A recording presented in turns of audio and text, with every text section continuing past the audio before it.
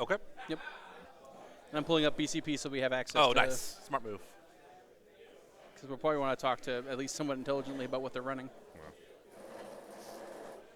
Overrated. This is going to be a broadcast mostly on vibes. Yeah.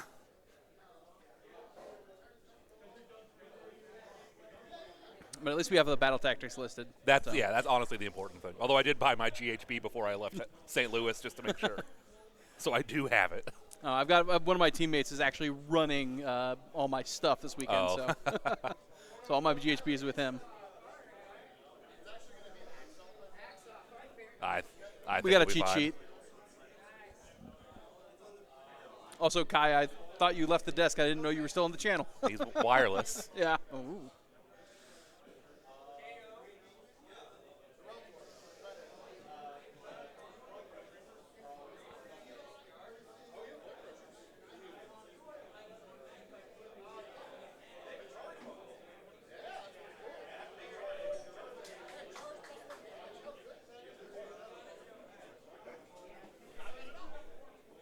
No, I just didn't know that your headset was wireless. I thought when you got up, you weren't on the channel.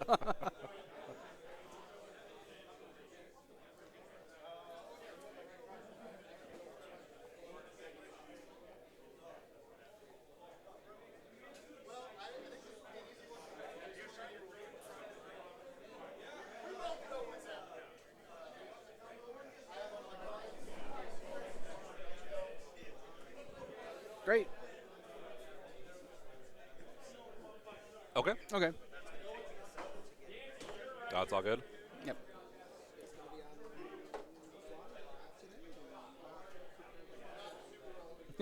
No problem. We were pulling up Best Coast pairings on our phones to try and make sure we had lists too, so we'll get it done.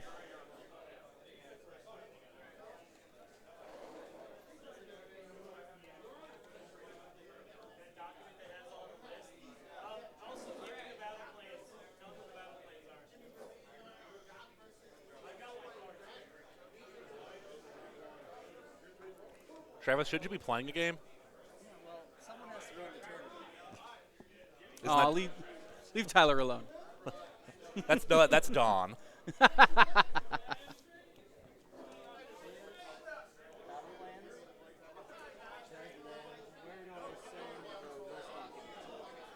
Are they on the West Coast pairings?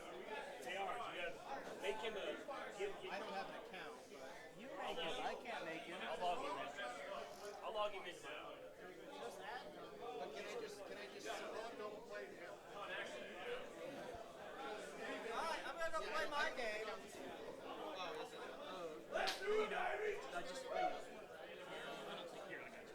Yeah, go ahead, make it. And then I'll just add you as a tournament organizer.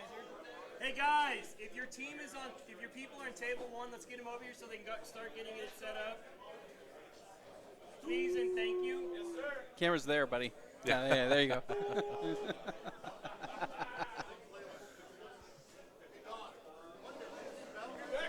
Yes, battle plans will always be in order with me.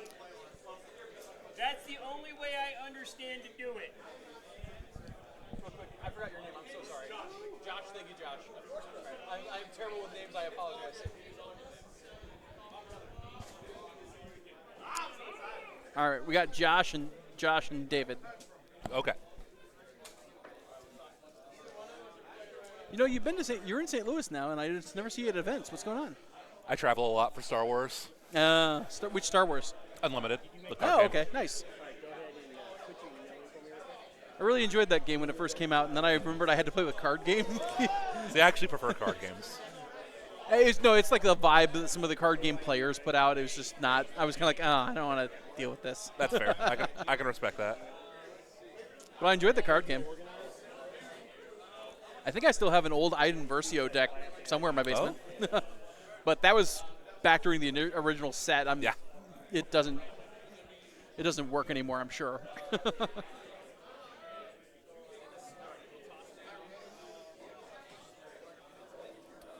going to make you a tournament organizer so you have access to everything. You don't have to ask me for anything else again. And you're going to go, there you go.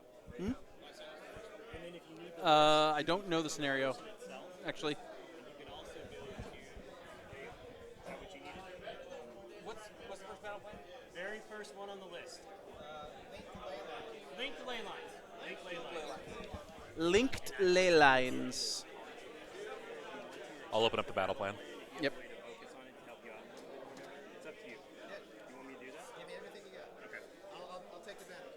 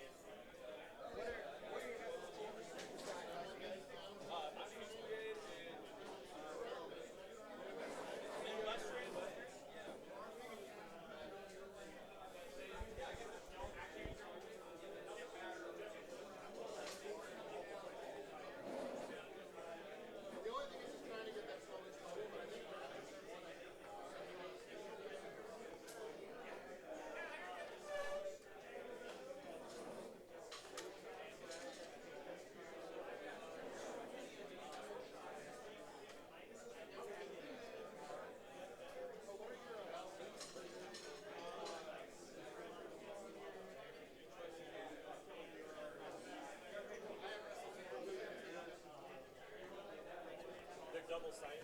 So Yep. Oh, perfect.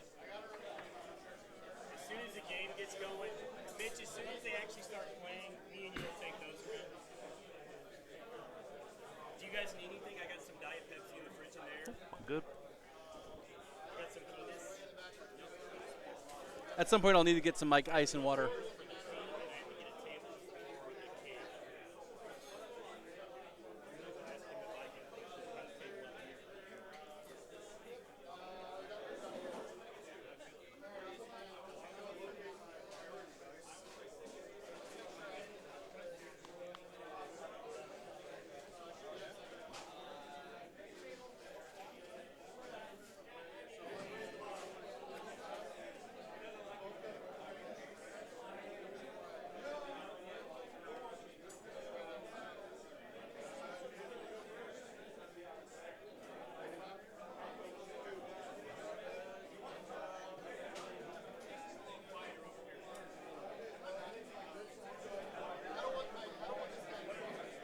Wasn't there a misunderstanding about the scenario? Yeah, because technically you could say that you could like draw the line crazily because it doesn't say straight Right. line. But like the linked lines are actually supposed to be here, here, and here. I right? think it's just supposed to be these. Okay. Yeah, I was about to say like it's crazy if it's just the green. And Yeah. Like what? Okay. But technically, you could draw a line here, and you control all of them on Right. a line between the two. Yeah. long I'm like sides. that can't be correct. Yeah. And I don't know about you, but I have a strict we don't interrupt their gameplay Oh, even yeah, if they're absolutely doing not, something yeah. wrong. That's not our business. We are spectators. We're not participants. Yeah. So okay.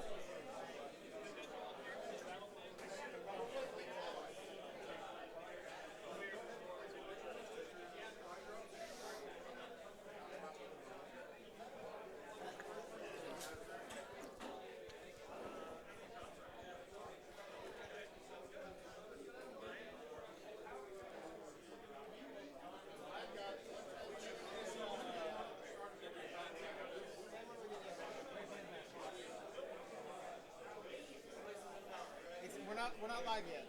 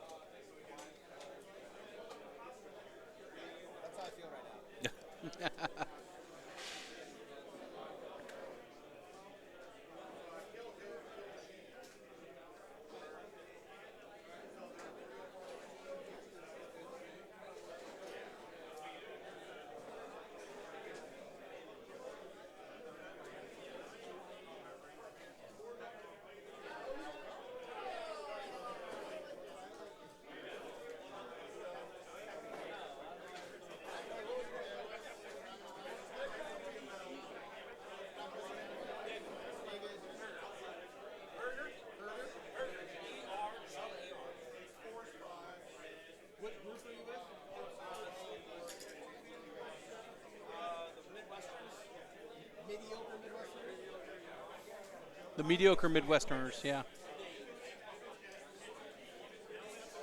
And Josh is part of Feast Brigade?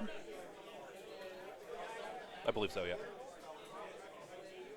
I mean, he's wearing the jersey, but Yeah, that doesn't mean anything. People are in Gateway Gamers jerseys, and there's no Gateway yeah, Gamer here. that's true.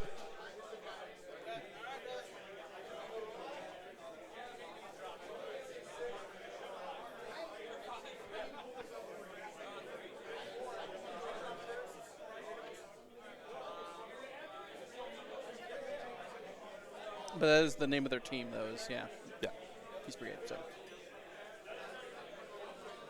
And do we have any audio from them playing to like hear what they're saying at all? Yeah. Okay. It's going to be really loud because it's an audio version. Okay.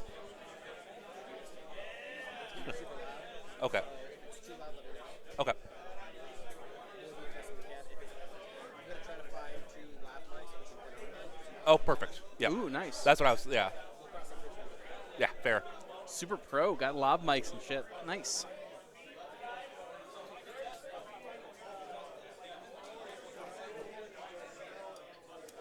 Do you live stream for a living, Kai, or Can't hear you. you muted, buddy? Oh, okay. Oh, okay. Yeah. Fair. Well, no, I mean, like, you don't have to necessarily play this, but... Oh, cool. Oh, okay. Then I should pick your brain.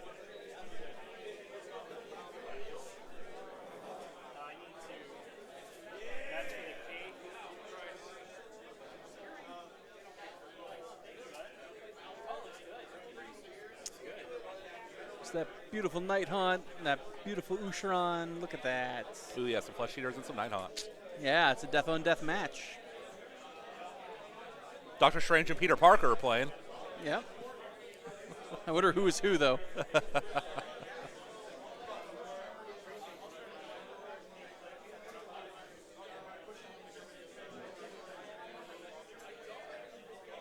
Ooh, there we go. Look at that.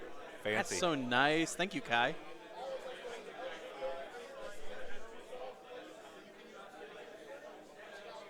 You can get better.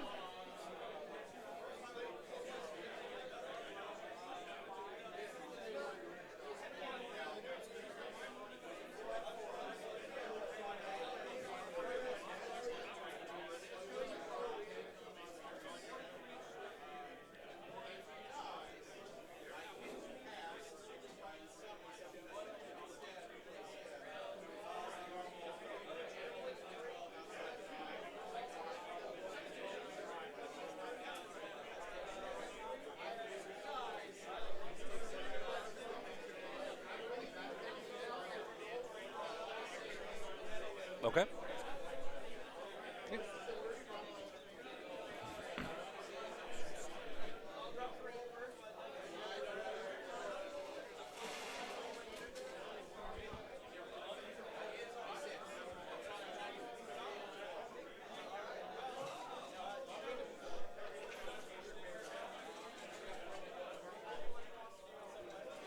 Good morning and welcome to the Summergeddon Super Squad Series. I am Stu and with me is Brett.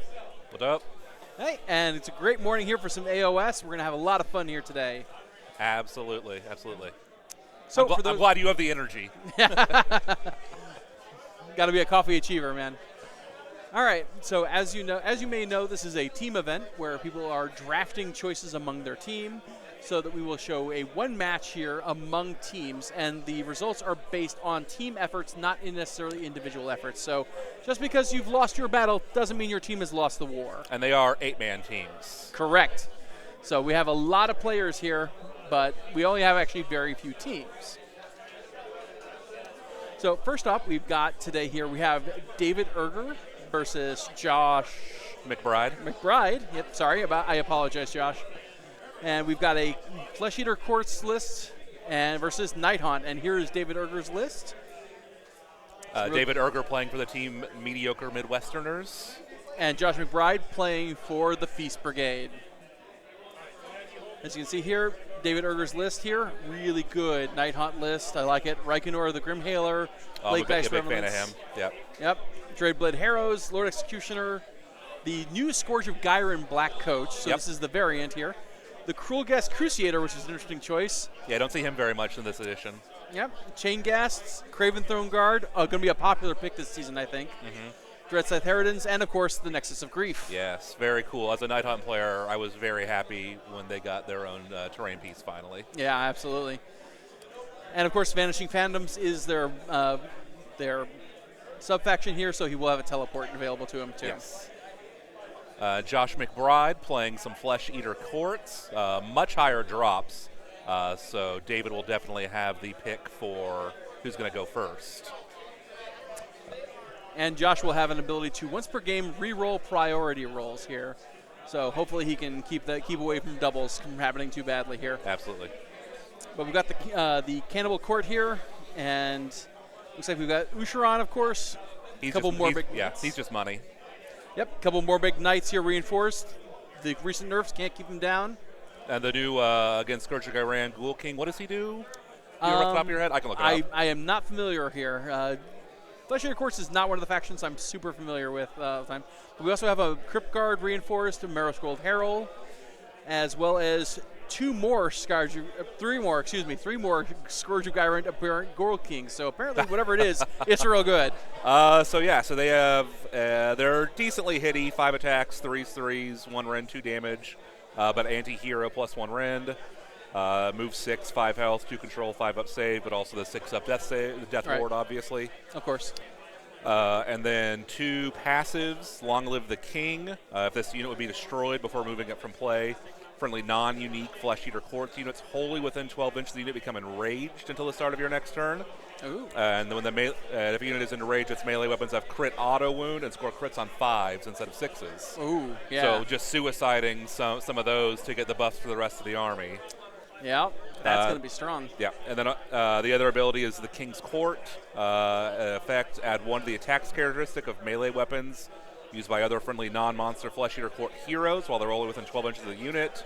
And add 1 to the attacks characteristic of this unit's melee weapons for each other friendly non-monster Flesh Eater Court hero wholly within 12 inches to a maximum of 3.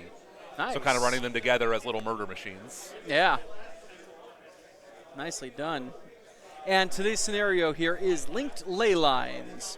As you can see here, we have 5 objectives here, 2 green, 2 red, and blue in the center.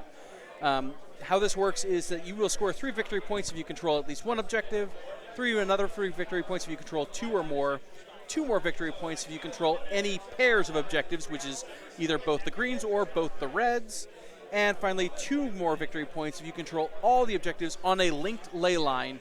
There has been some drama with this, the way it's written, in that it doesn't specify which lines.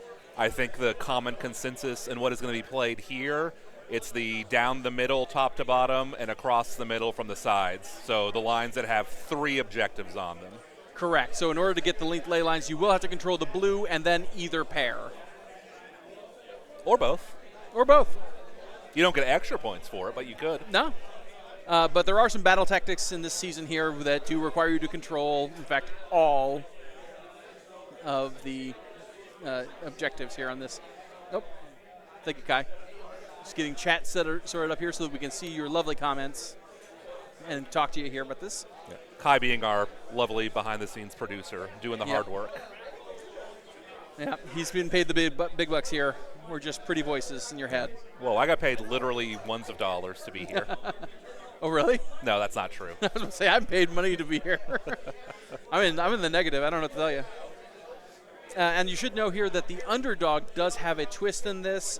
Underdogs in this scenario here are able to have their friendly units' weapons have anti-manifestation plus 1 rend, while those units are contesting an objective that they both are controlled by you and are in a linked ley line, as well as Full of Life, which is their friendly manifestations have strike first. So that could be an interesting little tidbit there for them. As far as looking at the battlefield itself, as it's being set up, it's worth noting there are 4 places of power. Both of the buildings on the middle line with the 2 greens, both of those are places of power. The big building bottom right next to Ossiarch is a place of power. as well as the building on the top leftish middle next to, I believe those are blade geists, are another place of power. And Luke, you're absolutely right. I think there's a good chance that David's going to knock the roof right off that building there. Absolutely. It's not a miniatures game until we disturb the scenery a little bit. Hey, that's why I'm a 2D terrain guy. 2D terrain is best. I absolutely understand both sides of the argument. It's definitely an argument between functionality and just looking really nice, and there's definitely an aspect of spectacle to the game. Absolutely. But I also play with gray plastic models pretty heavily, so. Yeah. But there is something to say of, well, the game is done, and we could just roll up the mat with all the terrain and go, hey, I'm done. You know. All right, so it looks like this is David's second drop, which is his last one. So he has the black coach in the back. The Scourge of Garan version still has the teleport, right? So it does not. It lost that. That's a bummer. But it can gain crit mortals instead of crit auto wounds, or it can become a wizard. In addition to some other rules here, and it's a lot of fun. This is definitely an interesting version of Black Coach. Yeah. And then looks like a big block of blade geists in the middle, backed up by the chain rasps and then the chain ghasts. And then over on the side, the Harridans, and then Reikenor and the Dreadblade Harrows. The scourge of early 4th Ed Dreadblade Harrows. Yep. Much below their previous power level. Yeah, but that's for the best, I think. Yeah. Yeah, I played Night Haunt early on in the season and definitely abused them pretty heavily. Yeah, and we're definitely about to see here the other two Nexus of Grief drop here a little later here in the turn.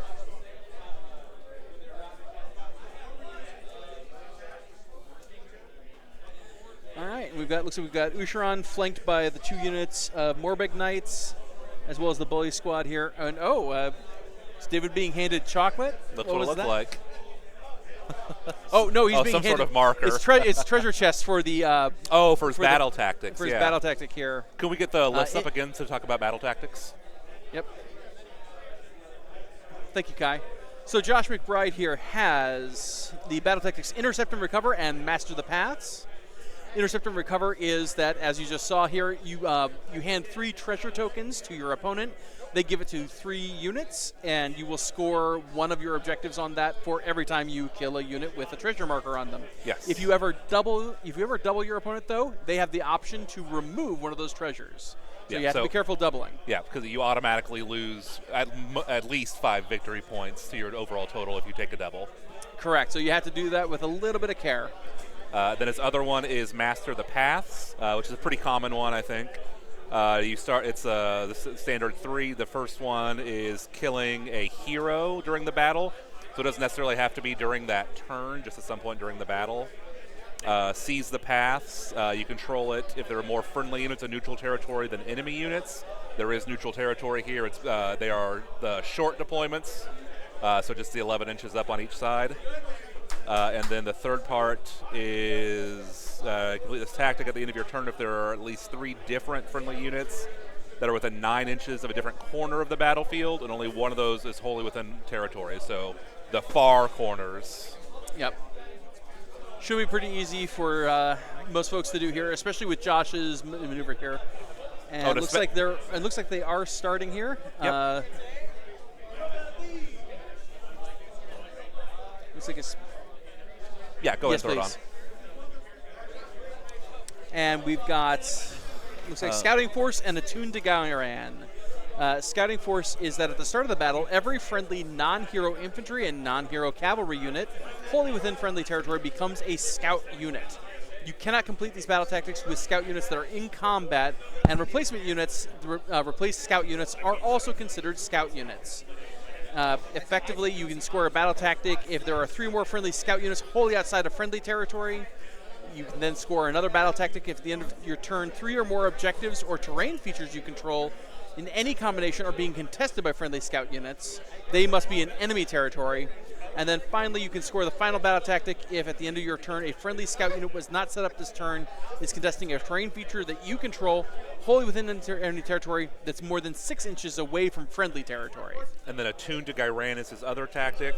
Again, a pretty common one that I've seen in this tournament and elsewhere. The first step is complete this tactic at the end of your turn if there are at least 2 friendly units wholly within 3 inches of the center of the battlefield that are not in combat. So pretty similar to the old seize the center tactic from last season. Yep. The second one is phase strikes, which is the retreat and charge one. 2 friendly units retreat, 2 friendly units charge. You can't double up as far as counting. So Correct. even if you have retreat and charge, you can't retreat with 2 and then charge with the same 2.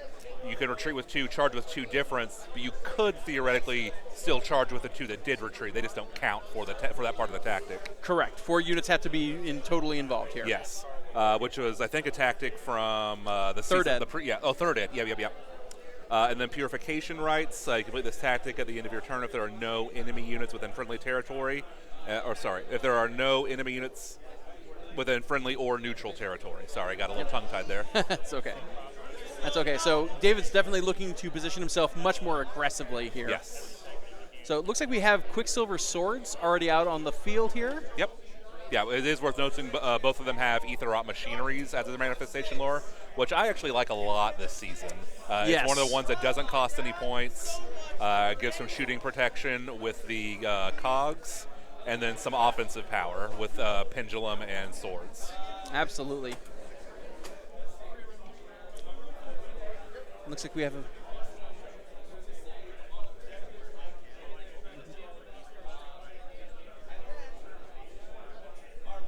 Gotcha.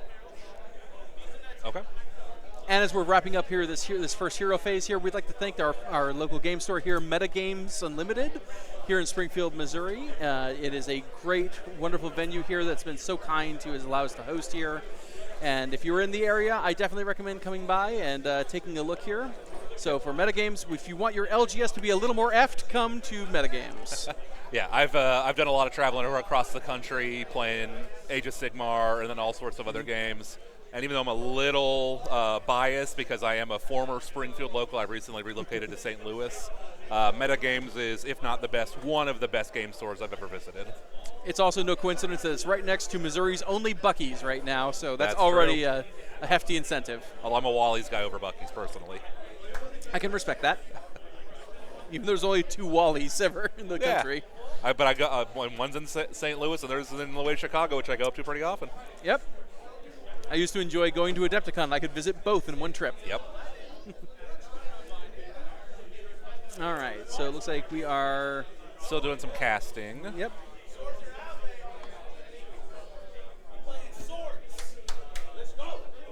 We got some Oh, no, high this is energy magical. already. This is magical Oh, intervention. this is an intervention, yeah, okay. And David's bringing out his own swords. Some sword-on-sword violence. And Connor Stevens says, "Let's go, Josh." Josh says he loves you, Connor. And who wouldn't, Connor? Who wouldn't love you? All right, definitely outside of 9, within 12. Yep. Reikenor pulling it out once again, showing value. Absolutely. Reikenor getting those pretty easy bonuses to cast Yeah. to offset the penalty for magical intervention. Not to mention, Reikenor is among several Nighthaunt models that really love to hit nerds. Yeah. Any wizards, any priests, and he just really loves getting into those. So it looks like the Morbid Knights are advancing up fast here to take the left green objective. Yep, this is a battle plan where if you go first, it's pretty easy to score. Maybe not max points, but a lot of points because you can always just take the 3 middle objectives. Exactly. But Assuming you're fast enough. I'm Right. recently a pretty heavy Nurgle player, which can be a struggle sometimes, just getting up to the middle of the battlefield with my Blight Kings. There goes the roof. there goes the roof. There it goes. But it wasn't David, it was Josh. Yep, other Morbag Knights doing the same thing. Not terribly shocking there. Yep. And with 2 armies as fast as these are here, sometimes it is a little dangerous here because while Josh is positioned here to take a lot of points right from the get-go, if he can't get his entire force upfield here, he's in position of leaving himself open to a pretty strong alpha, especially with Nighthaunt. With a base speed of 8 on most of their units, Nighthaunt is positioned to basically be able to come in and more or less take them wherever they go. So it looks like they've got an advance of 5. I think those are the Ghoul Kings. Yep. Looks like it's one of the Blight Kings or the Abhorrent. Cool. Yeah. Yeah. Which is that's a fun little combo. Just having Yeah. a million of those in your army.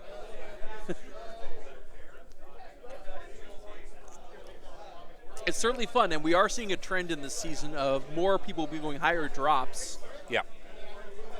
as opposed to last season where people were trying to slim down to as few regiments as possible. Although until that battle scroll where you started getting you could take the extra honor guard ability Right. to get more drops. Yeah, that mid-season drop there. Yes, we can. Yep. Doing some running. Yep. Once again, And- Josh just trying to draw the line of scrimmage here. Yep. And that is a dangerous unit to get into because you have to split your attacks, obviously, because they are 5 different units, and they buff each other automatically just for being nearby. And if you happen to kill one, the rest go crazy. Yep, Josh. David will have to do some very specific splitting fire here when he comes in, because I'm not sure he can afford to even let 2 or 3 of those things just kind of like hang around for a couple turns. Yeah. And are those regular ghouls or crypt guard? I can't tell from here. I think they are regular. I think they're the little guys. Okay. I couldn't tell if it was because it's a big squad of them. So Yeah. in Well- the previous season, I'm sure they would have had bodyguard for Ossiarch. So. Oh, absolutely. It's got to wait for where Ossiarch goes. He's kind of a fun combination of like true hammer, but also kind of distraction Carnifex because he's a he can hold his own pretty much wherever he goes, but then he's a force multiplier for the rest of the army. Yep, and while he looks like a big piece, which everyone kind of sometimes assumes is a big linchpin, while it is true he's a linchpin, he can definitely hold his own. So I wouldn't say it's trivial to remove him. Absolutely not. Yep, okay, and he's just going to be rather conservative here with his approach. Well, that's a good thing because it's as far up as the ghouls had moved, I believe. I think he'd rather charge than be charged. Yeah, So. and that would stop the Dreadblade Harrows from jumping behind, maybe charging into the back of the ghouls. True. And taking that objective from him.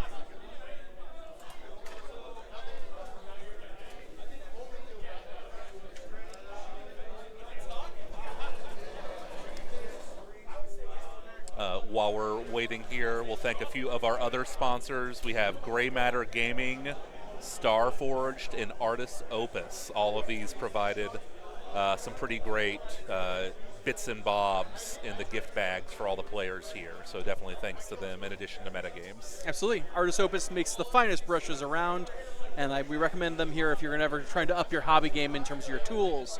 Gray Matter Gaming also makes some of the finest neoprene mats out there. I believe this mat is a Gray Matter Games mat. It does look like one, yeah. And Starforged has been making laser forged tokens and accessories, I believe.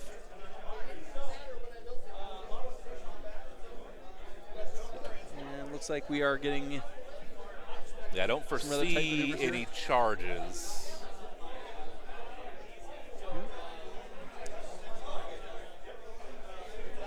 And looks like the treasures are on the chain ghasts, the Cruciator, and the crossbow, the Craven Throne Guard there. Yeah.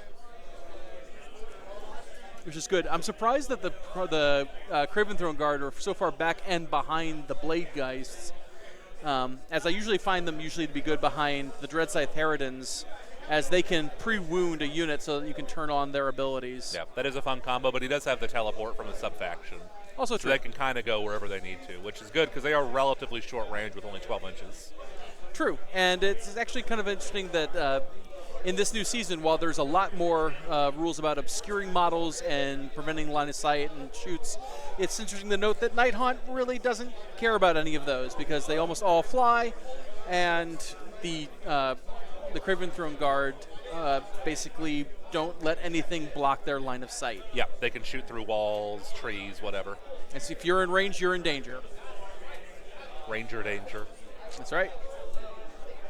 Yeah, Lucius Meyer saying Ossiarch hits like a truck. Absolutely. The That's no joke. The first game of 4-Ed, granted that was the last season, but the very first game of 4-Ed I ever played, I forgot that countercharge was a thing and got countercharged by Ossiarch, Oh, and it did not feel good.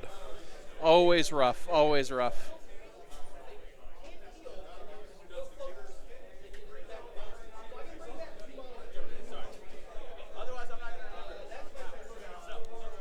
And just a quite slight correction here, the Craven Throne Guard are not 12 inches, but 16-inch range. Oh, okay, good for them. So they are way better than we thought. Yeah, I think that was an increase from third ed. 'Cause I believe in third ed they were shorter, which was the last time I played them. I haven't played my Night Hunt a lot. Their stacks are going to go recently. way up this season, I think. I agree with Night that. Hunt in general will, but just because, again, most of the changes they made this season with changes to all-out attack, changes to obscuring terrain stuff, Night Hunt is just, they just don't care about any of that. Yeah, absolutely. So with the changes to all-out attack, you still get the +1 to hit. You take the -1 to save, which Night Hunt ignores. Yep. And that changes to all-out defense, where it makes it a little harder, especially if you're going into MSU, which I think is again going to be a lot more common this season. Yep. Night Hunt already does an all-out defense. They still get their discorporate, their all-out ghost, as I call it. Yep. Which works a little different since you pop it in the hero phase and it gives the +1 ward. But that applies against any attack they take for that turn. Yep.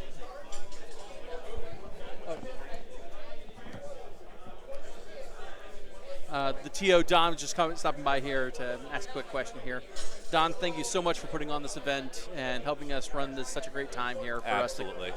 us to come together and have some great games. I say a lot of bad stuff about Don, and I only mean about half of it, but he does put on a great event, and he does love doing this. He puts a lot of his time, money, blood, sweat, and tears into running this event. He does. All right, we had looks like a banish for Josh's swords. Yeah. Oh, and we just cast something here. Or we're going to try and countercast.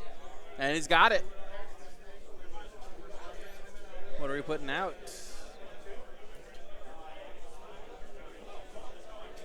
Putting out a Shade Mist, perhaps? That would be my guess. Very powerful spell for Night Hunt to give -1 to wound to a unit. Certainly, yeah. And it looks like he's giving it to the Dread Scythe Harrows there, or the Dreadblade Harrows. Which makes some sense since they do have their teleport. They end up in combat more often now than they did again early in this edition when they could teleport in out of combat and on your opponent's turn. Yeah. But -1 to wound on those guys who are usually going to fly off somewhere and have an adventure. Yeah. Definitely makes sense. Especially as fast as Josh's army is.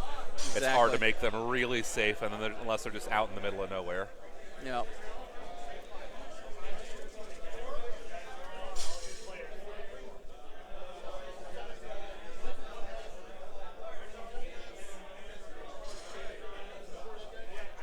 It looks like we're into the movement phase. Yep. Yeah, it is.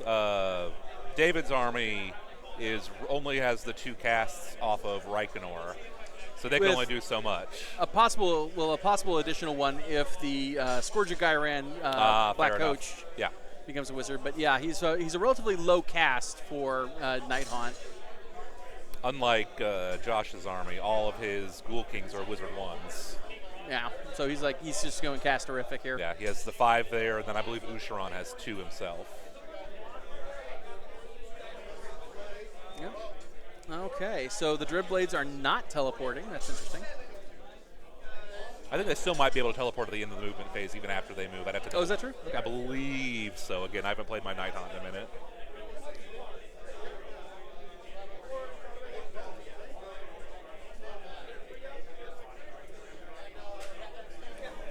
Yep, I suppose that's correct. Yes, he does have the option of doing that. Yeah. Nothing stops it. And it looks like his swords are approaching here. Looks like he's trying to get a couple of heroes out of there with the swords. Yep. Big benefit of countercasting your own manifestation turn 1 is that normally manifestations can't move the turn they're deployed, but if you countercast on your opponent's turn, when your turn rolls around, you can move it normally. Mm-hmm. And Quicksilver swords are definitely going to be popular as they do not allow for ward saves. Yes, absolutely. My Nurgle heart cries whenever those are cast against me. Yep, and definitely against any Death Mirror matchups like this, it's always fun. Yeah.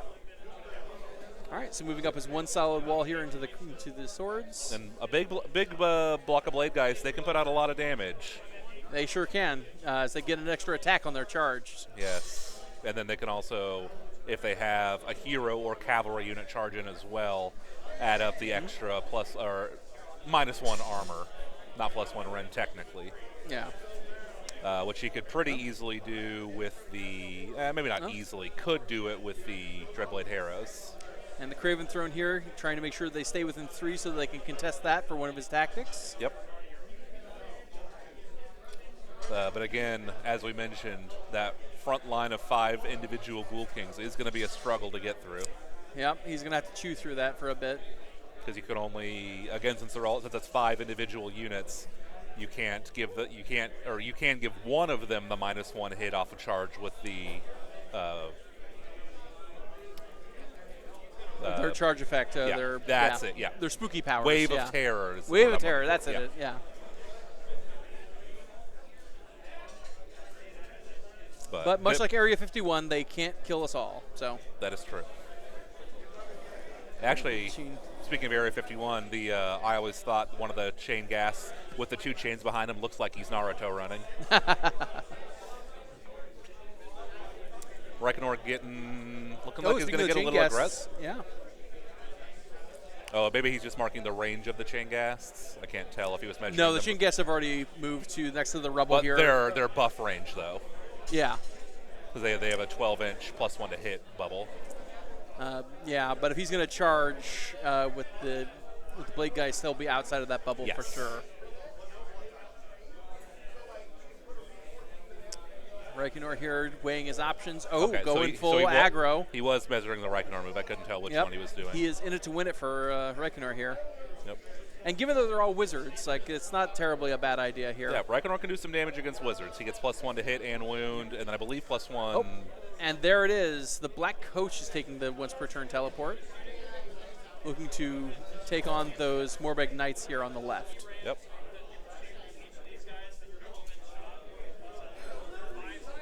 Looks like he's probably going to be setting up to be a little more defensive, would be my guess, since he moved up that Cruel Gas for the extra protection from damage each phase.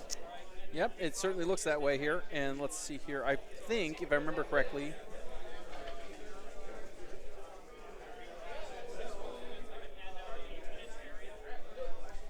yep, and as a bonus here, the reason he's using the Black Coach to teleport is the Scourge of Gyran Black Coach can charge with 3d6. So the 9 is much more reasonable here. Absolutely. It's below average to hit. Yeah, and then Nexus of Grief is moving on up. Yep. So it looks like that is movement for David. Let's see if there's any redeploys in Fine. Yeah, it looks like he's not teleporting the Dreadblades. Yep. And I don't think he needs to, especially if the Harridans and the Dreadblades are both going to go into those Morbeg Knights on the right. There's absolutely no need here. Those charges are going to be very simple to achieve. That is true. Yeah. I wouldn't be shocked to see a Harridan charge. I'm not sold on a Blade Guy's charge. I might see both of them just so the Dreadblades go in first, damage and wound the unit, so that the Harridans, by the time they activate, that's can fair. do some damage here. But at that point, the Morbeg Knights would have a chance to clap back. So maybe that's not what it has in mind. We'll have to see. That's just part of the game. Yep. I would also not be shocked to see the swords get their charge off. So it looks like that's going to be a pretty easy 4 or 5 incher. Oh, absolutely. And looks like we've got. This is shooting from the crossbows. The Craven Throne here. 4s, 3s with crit auto wound. Yep, just like all Night Haunt. Rend 1, damage 1. Night Haunt's kind of a plinker faction here. Yes. Not a great roll there. Lost a lot of the attacks. Yeah. They are not usually a super effective sniper unit there. They're usually just here for bonus damage kind of things. And did clean up with the wound rolls. I think he only dropped one of the wound rolls. Yep, that was nice. So here's comes Josh's armor saves. And I'm not sure what he's going to be saving on here, but it's probably going to be 5s and 6s, so. For the ghouls. Yeah. I think they're 6s and 6s. Okay. So the -1 Ren went right through. Those were just ward saves. Yeah. A bunch of the littles. Interesting call to try and shoot the littles here rather than try and see if he could take out one of the heroes just all in one go. I imagine with the swords that are going to try to snipe one of the leaders. Yeah. Which then it really feels like that's maybe the best way to deal with them is to try to kill them one at a time especially if it's on your turn when you can fight kind of on your terms. Exactly. You don't want to let them Oh, kill. here's the charge. That's Black an Coach 8. charge? That's an That's 8 not for the enough. Black Coach. Not Gotta enough. re-roll it. Here we go. Here's the reroll, and there we go. That That's plenty. is That's plenty. That. That's a 13-inch charge. He's going wherever he wants. And the new Black Coach, is it a choice it has to do to hit like a truck, or like an extra big truck? So during a hero phase, it has the choice to choose between one of these effects. One is crit mortals instead of crit auto wounds. Yeah, which One is really is good. an extra 3 rally points to someone within 12 inches using rally, and then it's becoming Wizard 1. So Yeah. if you know you're going to get into the thick of it here, you probably go with the crit mortals just because. Yeah. Why wouldn't you? Because what's the stat on the Rider's weapon? I know it's pretty impressive. The Rider's weapon here they're both 2 wounds each, so it's already good times here, and they're already at 2 Ren, so it's a pretty great time, I think. Absolutely, yeah. That's the Wraith spectral weapons are the only ones that are the crit crit mortals. Correct. They have 5 attacks, 3s, 2 Ren, 2 damage, but plus 1 charge damage. Normally crit auto wound, but I bet they're on crit mortals. Yeah, so with a pretty decent roll here, that Black Coach could be the end of that unit. Oh, he does charge it with the blade, guys. Okay. Yeah, so he made it, and he made it with the swords too, it looks like. Yep. I'm a little afraid of these blade guys. Nighthaunt is a weirdly not resilient army, since it's just the 4-up armor save, and then 6-up, maybe 5-up, depending on. It looks like he has a little token next to him, so maybe he gave them the 5-up. So maybe they could discorporate. Yeah. But a couple enraged Ghoul Kings could rip through them because they're just 1 wound each. There's only 20 wounds in that block. True, but at the same time, Nighthaunt has some incredible recursion on it, so it's usually counterbalanced by the fact that they can just usually bring units back with impunity. That is true. I imagine, I don't remember from the list specifically, but one of the most common, it costs points now, but command trait, or not command, it's not command traits anymore, heroic trait. Yes. Which is pretty much always taken, is to spend a command point to bring back a unit at half strength. Yep. We don't have a Lady Olinner, though, here, which could normally also heal D3 units. Nagash, if he's in the army, could also bring back a whole new unit, too. But, yeah. They do have a spell, though, and I don't remember if it's an unlimited spell or not, that can bring back models to units.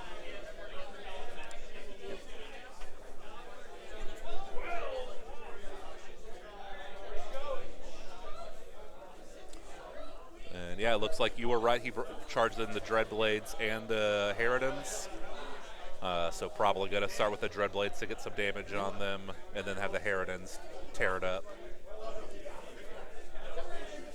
Yep, and in fact, Shade Mist is the unlimited spell in this army. The -1 wound. Yep. But there is one that allows you to return D6 health worth of models back to a unit.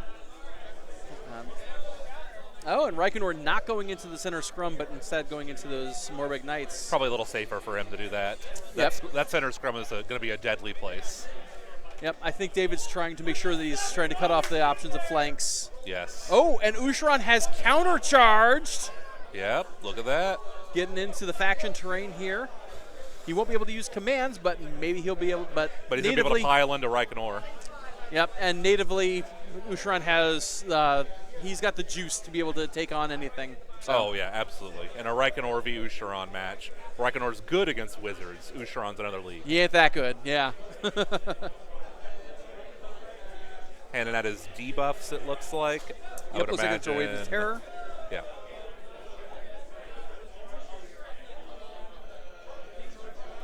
So I'd guess -1 to save on the unit that is engaged by the coach, because that's the only debuff I can give out to them. And then -1, I would guess, to hit on the Morbegs on the other flank. But he's got to choose which one of the 5 heroes there. There we go. Looks like one of them had a spell on him that he's trying to pick out in particular. Yeah.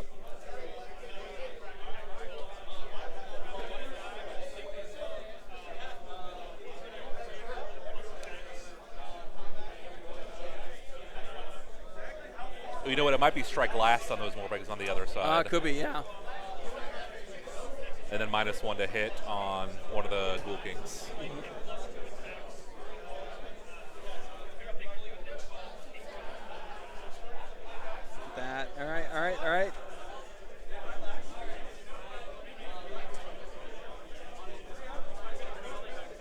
Looks like we're getting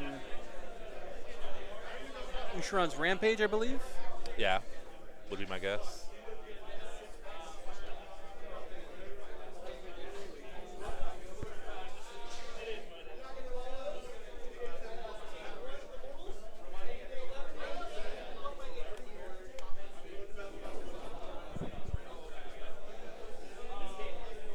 Yep, it was probably his Shroud Cage Fragment, where you can declare up to 3 enemy units in combat with him to be strike last if he can roll above their control score. Which is easy for the Blade guys, a little tougher for Reikenor, but still not insanely tough. Yep. I believe he's just a 2 or a 3 would be my guess. Blade guys are just 1. Yeah. Reikenor is, probably not that high. He's 5 at best, and I doubt it's 5. I'd be shocked if he was 5.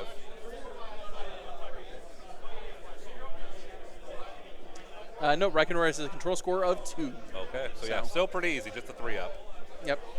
The only thing that might have a 5 control score is probably the Black Coach. I believe that is accurate, but the Scourge Iran version might be different. Yep, we'll just double check that here, because why not? Yes, it does have a control score of 5. Okay.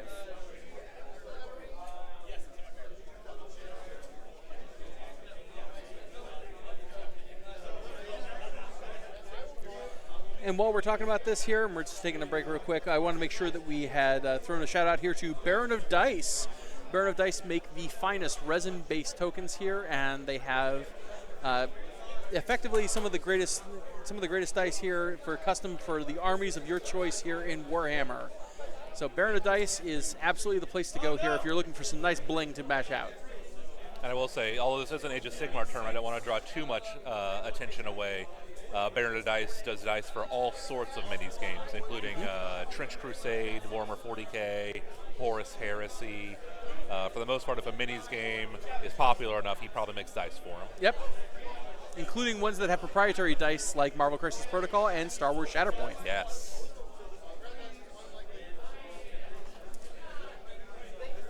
Oh, there's some good saves there. Yep.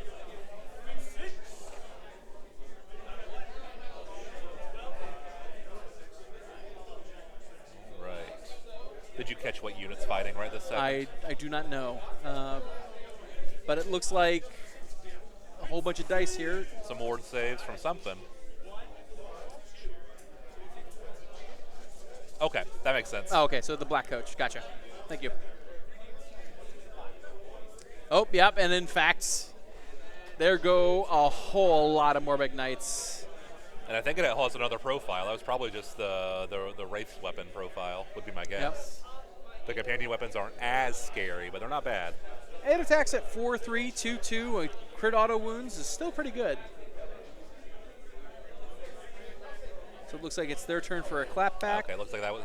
So Not sure that was the right call for Josh, but as I would have attacked with something that hasn't gone yet. Well, in attempt to try and reduce their numbers, but he wants to save the Ghoul Kings until one dies. Probably the ghouls themselves, I doubt they're those Blade guys are going to go into. Ushron's not scared of anything, and the Morbeg Knights on the other side, I think, have fight last. Yeah, they have strike last. You're right. Maybe there's not much of a choice here.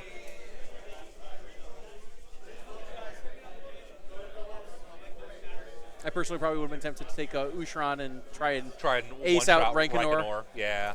And maybe the train if I was feeling spicy. Reikenor might have the debuff from the Shroud Cage, so. That's fair.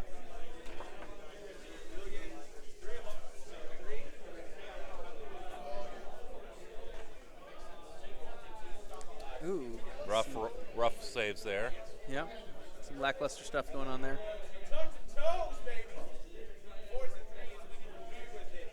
All right, we got Josh rolling in, and 4s. Ooh, not a lot of 4s there. The downside of cavalry this edition, the mount attacks are not very impressive most of the time. Yeah. And, ooh, so 6 wards here. Save 2 of them. Yep. Rolls like that not are not going to take down a Black Coach anytime soon. Nope. And there's 4 wounds on the Black Coach of its 12.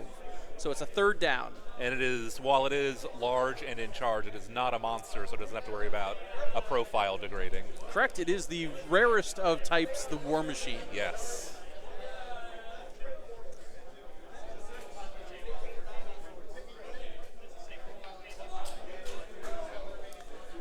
it is worth noting both players are only down to 1 CP for the round, and we are getting to the end of it. So we might see some power throughs. I could definitely see David using a power through on a couple of options here. Yeah, Maybe trying to clean off the last little bits of something or other. absolutely. And here we go. Looks like some attacks.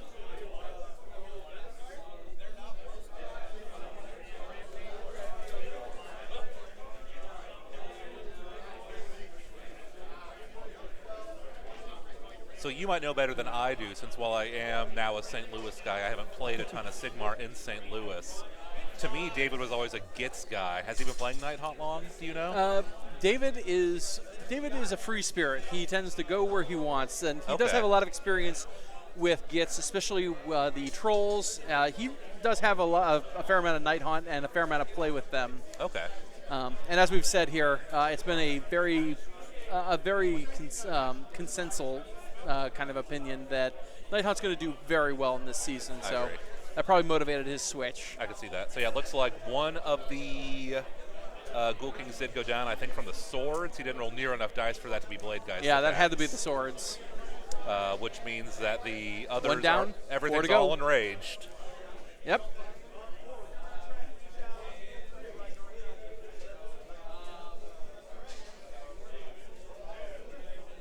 Looks like Josh is choosing a clapback target here.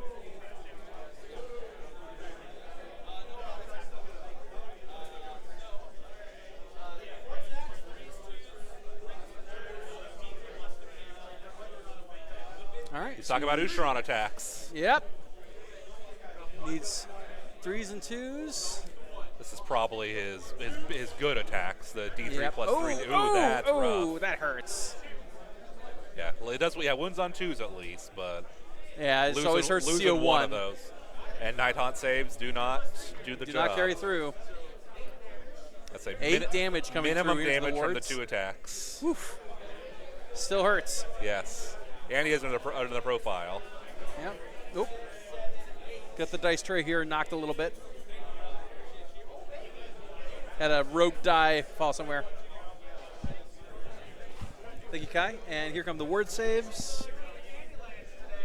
Not very good ward saves. Oh, no, those are not word saves. I'm sorry. Those are Ushron's other Oh, attacks to the here. profile. Okay, he's probably Yep. saving up to He's all his stacking wards up at the once. word saves over I see here them in now, the yeah. left. All right, now David's making his word saves. I don't think this is enough That to is kill not Reikenor enough. even with. That Well, is maybe it enough. is. That is plenty to lift him. 2, Oh, 10 4, 10 6, dice. 8. Yeah. Yeah. Even with the Scorporate. Yep, Reikenor is down before he's does a thing, and the swords go with him. Yes. Oof. So now he'll have to use the Black Coach if he ever wants to get any manifestations out.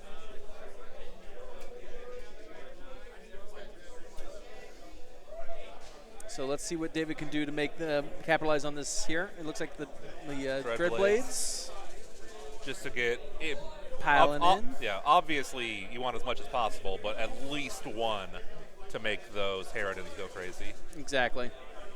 It looks like he is probably maybe splitting his attacks. It looked like he was measuring. Yeah, maybe 1 or 2 are gonna, maybe half of them are gonna go into Oosh, but half Yeah. are going to Morbegs.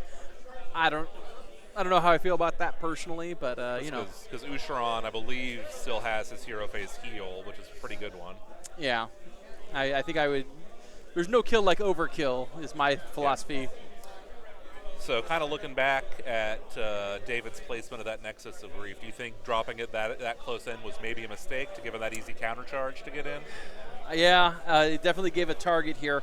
I'm not sure if he would have still had it with the 7-inch move from where he was. He could have gotten into the But blade I guys, but think he don't. could have- Yeah, I don't he think would I have don't, had to- Yeah, he wouldn't have been able to get into Reikenor, I don't think. Exactly. I agree with that.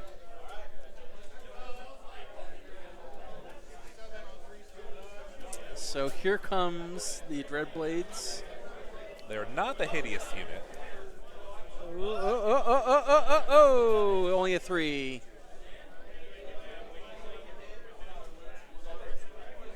Couple One of did- auto wounds. One did auto wound.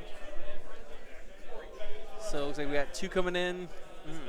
Fail both. Failed both. Ward saves. All right, we're gonna get done with all our attacks first here. Looks Yeah, like. I would guess. but odds are real solid here. Here come the oofs. Looks like one oof.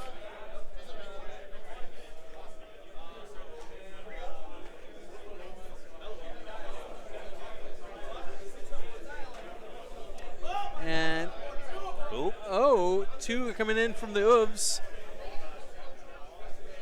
Or are these the word saves? I I'm sorry. think these are saves. Yep, I think those are word saves here, which means that while 2 did get saved, 2 are going through, and that's going to make the Dread Scythe Harridans go That's nuts. yeah, that's enough. But I think There's these an are auto maybe into. wound. I think these are into Ossiarch. Yep. Yep, 2 going into Oosh.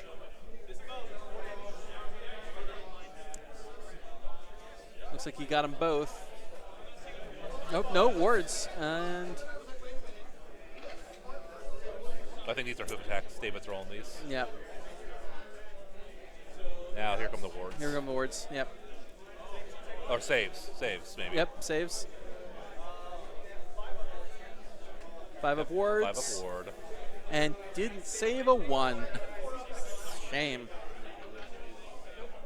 All right, so Usharon's taken a handful here of damage, but still a long way to go on him. A man like Usharon's probably got at least 16 wounds, you think? He has 16 wounds. Yep.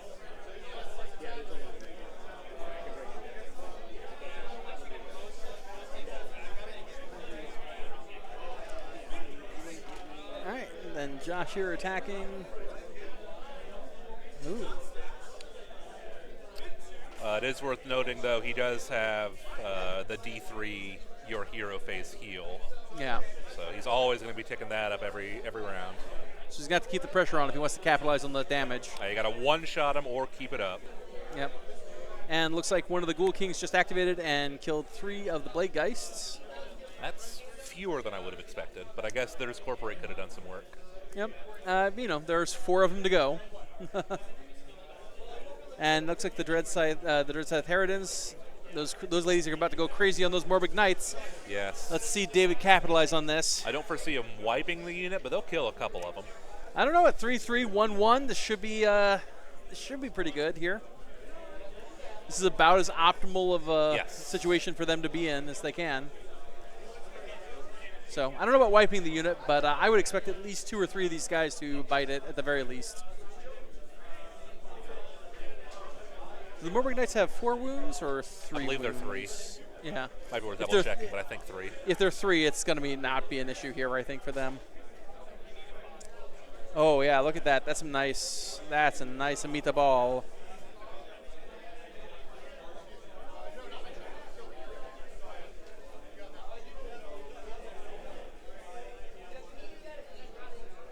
Morbid Knights are 4 health.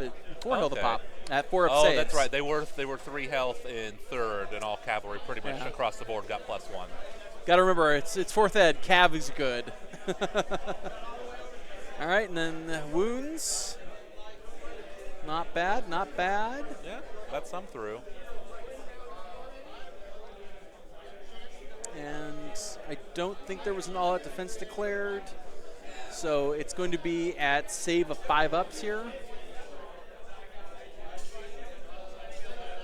So as you can see, the pool here of successes with the auto wounds. Here comes the saves. That is not a spectacular save. No, looks like he did all-out defense, I guess. Okay, 'cause that's good. he is keeping the 4s, but still not a lot being saved. And here come the wards. I think 2. Yeah, it looks like 2. Oof. That'll kill 2.5. Yep.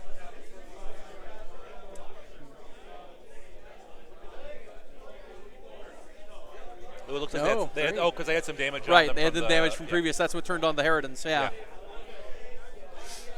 So half the Morbid Knights out on both flanks, but it's cost them a Reikenor so far. That's Yeah. I don't know if I'd pay that. yeah, it's not. I don't know if that's a great trade, but the Blade Guys have yet to go. So Yes, it looks like they're going now, though. I think just by force, so if that's the only option left. No, it's one of the Abhorrent Ghoul Kings, I believe, attacking now. Because that was okay. just Nighthaunt. Oh, so you're right, yeah. It's time for Flesh Eater Courts to take a smack. Yes. And that's a lot of extra attacks. Woof.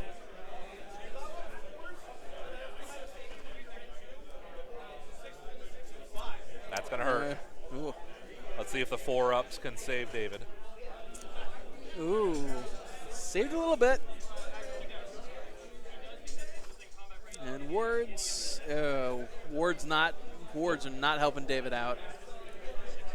So there is another 5, I think, yeah. Yeah. I'm not convinced these Blade Geists are going to survive the turn. Yeah, if they've been struck last, they're losing a lot of their potency here.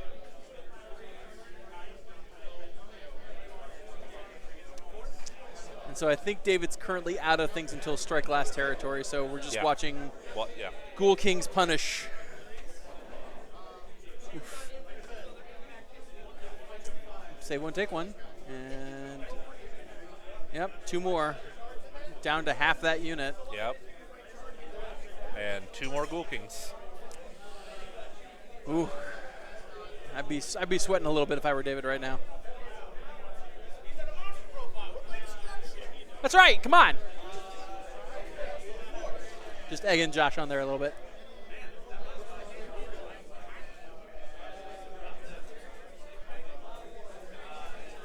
Okay, not the best attack for those. All wounded, though. Ooh, yep, works out in the end. And, yep, There's saved at least 2 of them. That's at least good. So that Nighthaunt luck, ooh, but 2 more going down. Yeah. The life of a Nighthaunt player are the 4s with you. That's right. Living on that 50-50. Oh, and now it's time for the Littles to get in here and have their say. Looks like not everyone's going to be able to participate. Only but a couple of them are going to get in. And they don't hit particularly hard. No. Josh, by the way, wearing a lovely motley cloak here to display his love for the Flesh Eater Court's delusion. And here they come.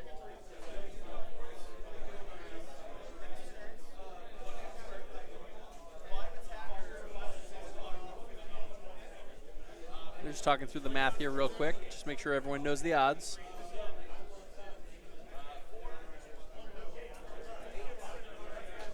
Which, if you are new to the Age of Sigmar or wargaming in general, that is usually a great tactic to do here. Communication being clear and kind is usually the best way to go.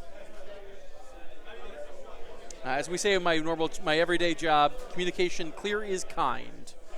So always be transparent and clear with your communication with your opponent, and you can help prevent any misunderstandings here.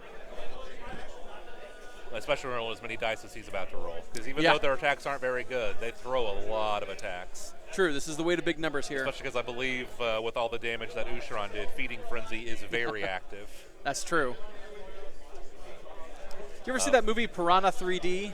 I have not seen Piranha 3D, but I bet it's a lot like this. I feel like you're about to see it. Yeah, it being worth noting that one of the Flesh Eater Court's primary faction mechanics is their heroes build up noble deed points when they do various things, casting, and namely fighting. Every wound they do in melee gets them a noble deed point. When they hit 6, it gives an aura, normally 12 inches of +1 attack for units. Oof. Ossiarch extends it, I believe, to 24 inches, if oh, not my goodness. longer. My goodness.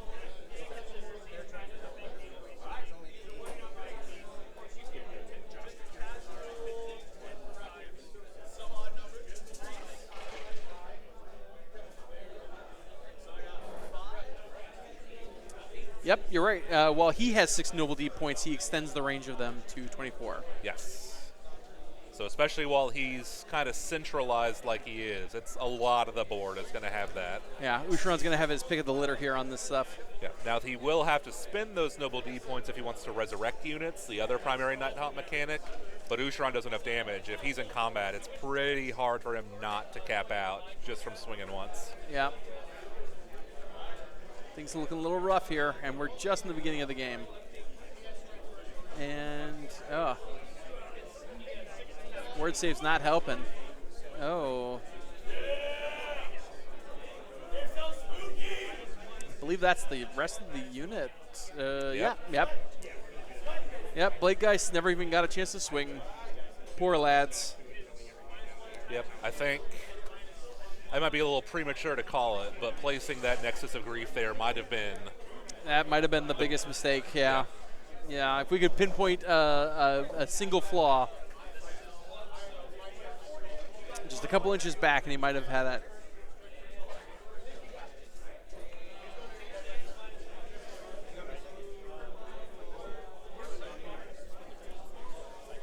Because, yeah, we saw how deadly those strike lasts can be. Yes.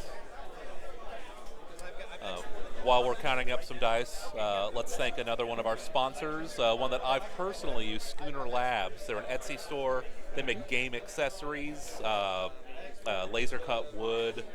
So they do wound counters. They do all sorts of trackers for armies. So you're going with the trade. Yep, Schooner Labs is based out of Canada, and they do a great job at almost everything they do. Since we're also talking about some of our sponsors here, let's also talk about Buy the Same Token and Deep Cut Studios, another couple of great people who do stuff not just for Warhammer, but for a variety of war games and other games. Buy the Same Token has a variety of tokens no matter what you're into here in the tabletop gaming space. And Deep Cut Studios make fine neoprene products for just about any need you can think of.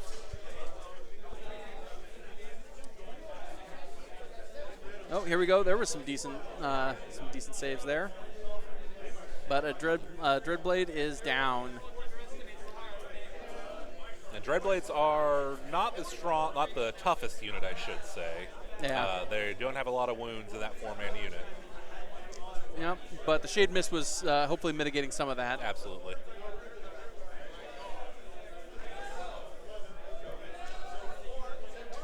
I think these are mount attacks. Yep, four wounds. And off the charge, the mount Yep, attacks 3. are Yeah. probably the more scary attack on Morbeg Knights. Yeah. And no saves on that.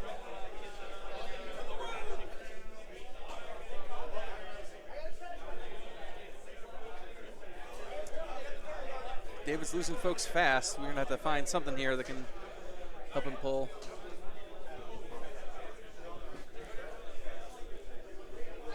All right. You know, Kai, we may need to get an update on the BPs. I don't think we got a score from them at Josh's turn. Okay. We'll do it at the end of the round. So.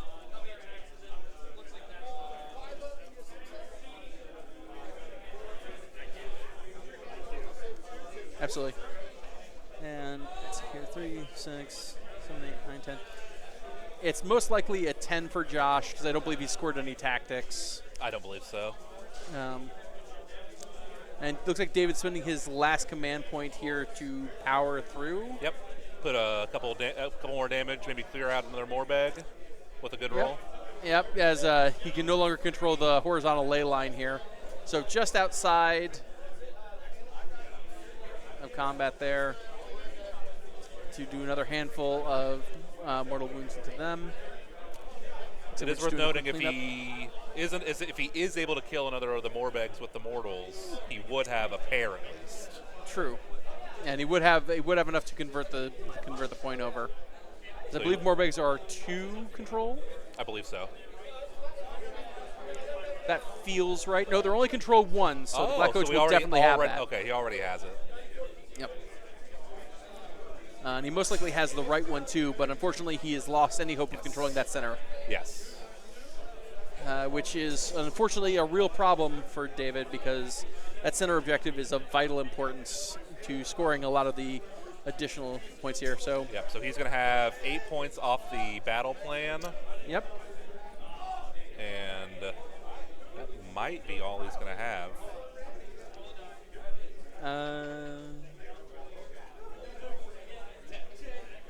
Actually, he might have scored his first round for Scouting Force, as there are 3 or more friendly scout units wholly outside of friendly territory.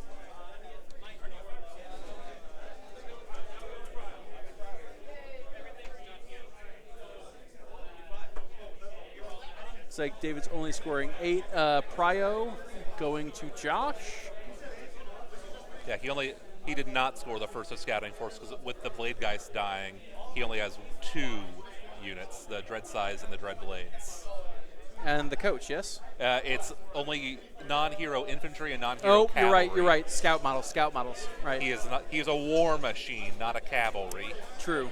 Although you would think this lone hero over here. Non-hero. He would have had to put Nope, either the crossbows or the. My apologies. These chain tactics gas still stuff. very fresh for everyone. Yes, very. But that does make David the underdog. So if there are any manifestations popped out, They will on get the strike objective- first for him. Yeah. And, then he'll have the +1 rend against them that Josh puts out. Yep. Although currently no manifestations on the board due to a banish and then the slaying of the wizard in the previous round here. So it looks like we're getting an 8 on a casting roll. Yeah. So it looks like Josh probably won the initiative and is taking the turn. Yep. No reason to choose- give your opponent a double here. Yeah, When I you're- can't imagine. When you're already kind of pressing the gas on him. Yeah, he's in such an oppressive state. It would be the height of arrogance to, I think, see the double. The only thing that might have made me think that is if you do give it to your opponent, you could theoretically have Ossiarch kill those last couple Dread Blades. That'll free him up for movement on your turn. Yeah.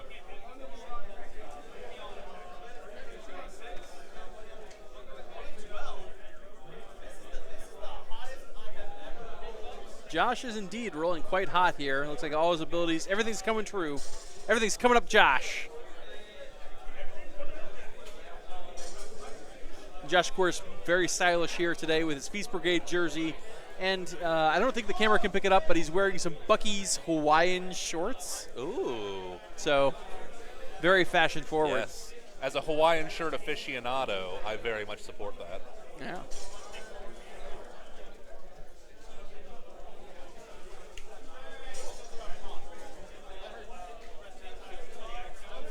While we're taking a look here, we also wanted to make sure that we put a shout out here to Goblin Hobbies. Goblin Hobbies are makers of fine, I'm going to assume goblins. I'm not super familiar with Goblin Hobbies. But hopefully they're making goblins of some kind here. Looks like the chronomatic cogs are coming out. Yep. Give a little protection from the shooting. Against those crossbows, absolutely. Also call out a Springfield local Ye Old Lasersmith. They do laser wood cutting, a lot of really cool things. He can make tokens, but he also makes like maps, like fantasy maps, where it's topographical, laid on top of each other. He does some really cool stuff with that. I actually got a gift for my wife, a Lord of the Rings one a few years ago. Yeah, they look nice, and they are also here at Metagames Unlimited too. If you want to stop by, you can see some of his products here in person. So it's like Ossiarch only healed 1, so that's as good as it can get for David there. Yep, that's a point in his favor.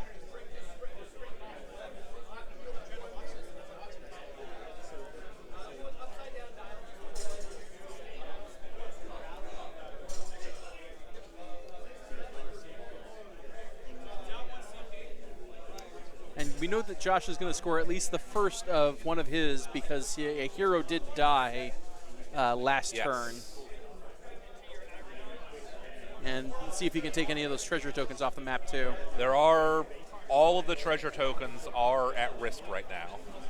Absolutely. He could probably send two of the Ghoul Kings after the crossbows, and one each after that Crusader and then the chain gas. Yeah. Absolutely. And could realistically kill all 3 this turn. Maybe not easily, but it is possible. Yeah, if they all get enraged and turn, absolutely.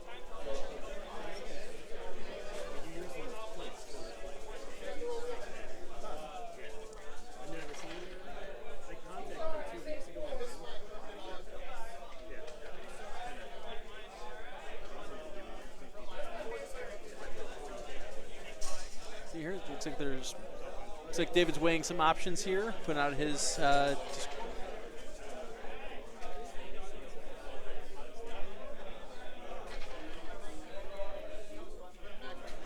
hero face shenanigans. That's why. I was wondering. Oh, no, it looks like he's making a choice here for one of the Black Coach's abilities. I was wondering why he was backing it out of combat, as that only gives the Morbid Knights a charge, and I'm not sure that's the wisest thing to do. I think the Morbid Knights have retreat and charge, so he's going to get charged no matter what. That's fair. Surprised he didn't use a command point, though, to rally it since he gave it a shot. It's the only thing that seems to be rallyable at this point. But Morbid Knights sidling here to try and cover the center a little bit. Prevent a counter charge maybe later on in the turn. Yep, and there's those Morbid Knights. Just go ahead and walk away for free.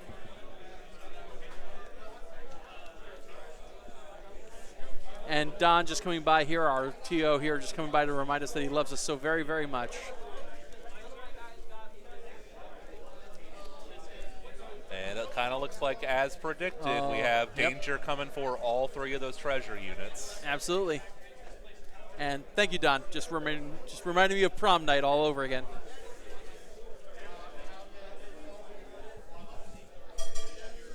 Yep, and here comes the parade of jerks.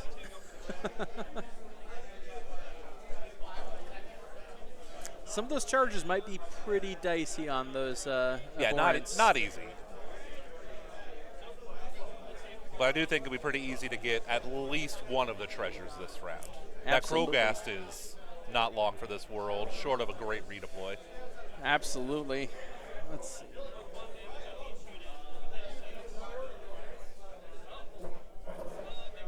Yeah, because I don't believe that Flesh Eater Courts have any mechanics to extend or to enhance any of their charges. So. Not that I can think of.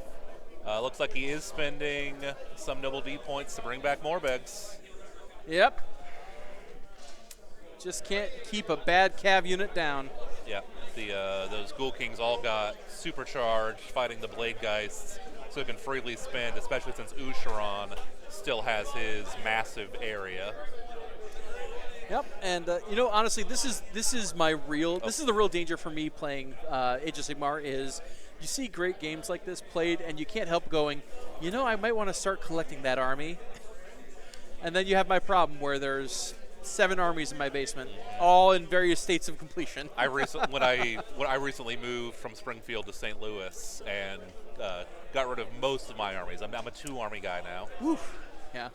And back to the game, we did see the expected redeploy, but the dreaded 1.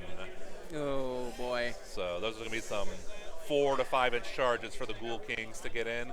Honestly, maybe, I don't even know if I would have taken it, because now it's going to be easier for the Ghoul Kings to hit the charge and then pile into the crossbows. Yeah.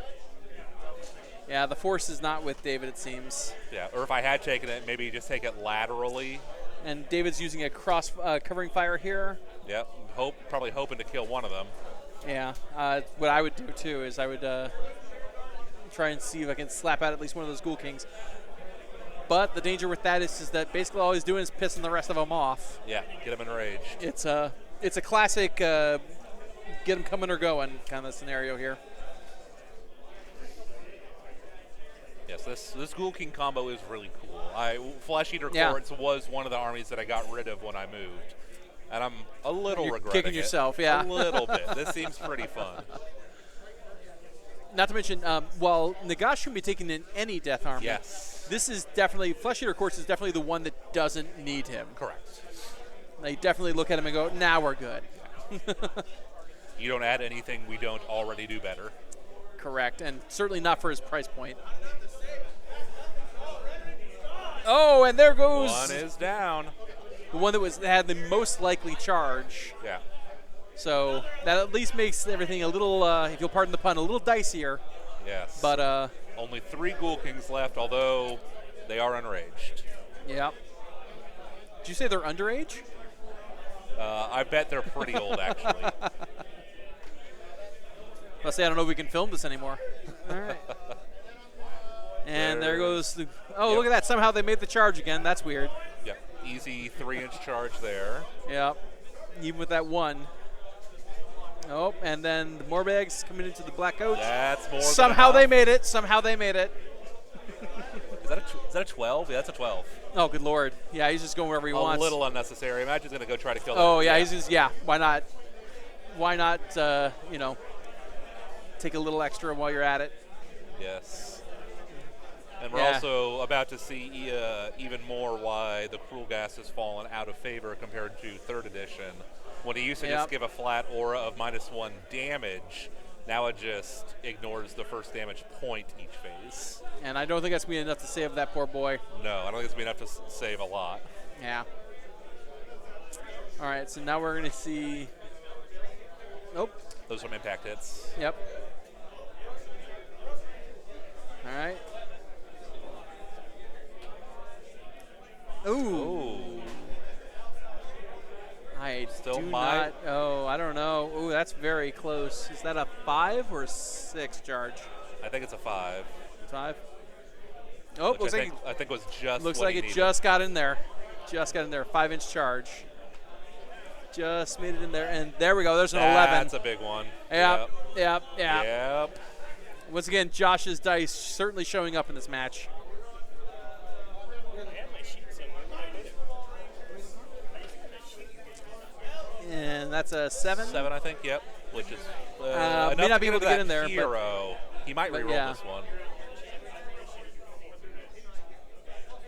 No, I think he's just accepting it. Yeah, just not taking it. That's good. Sometimes you got to learn, got to know when to hold them and know when to fold them.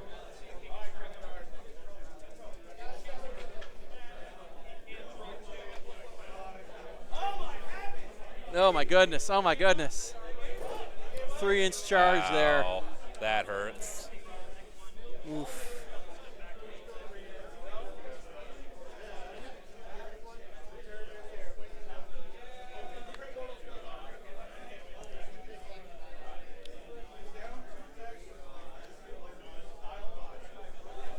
And it looks like he's instead of it, He's going to he's go going to into make the a lemonade out of lemons here and Yeah. pile into the terrain piece.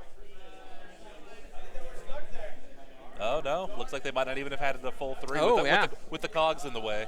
Yeah, Can't go straight in. hoisted by his own petard.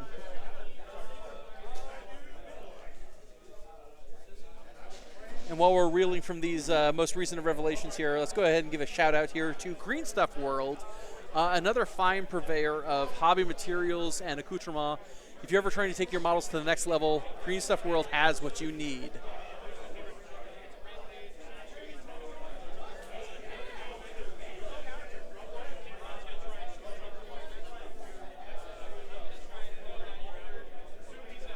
And speaking of other products you can find here at Metagames, also Monument Hobbies, makers of the Pro Acryl paint line. Pro Acryl has an amazing line of paints that have a wonderful matte finish. I highly recommend them. I think they're some of the best acrylic paints on the market. Looks like we're getting some impact hits here, some shots coming down.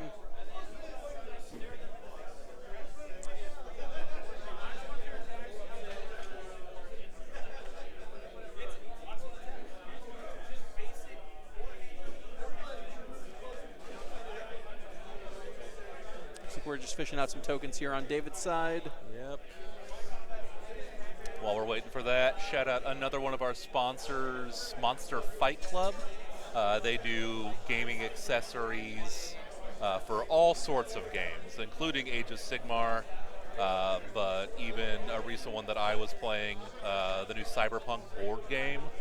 I was actually recently eyeing some stuff for that from Monster Fight Club. As a side note, did you see the new Cyberpunk card game? I did. I put $1 down for Night Crew. Yeah. Night Crew, yeah. Yeah. Same here. I'll always take an opportunity to revisit Night City. Absolutely. All right. Looks like we're getting things together here. Getting ready to go into our fight phase here proper.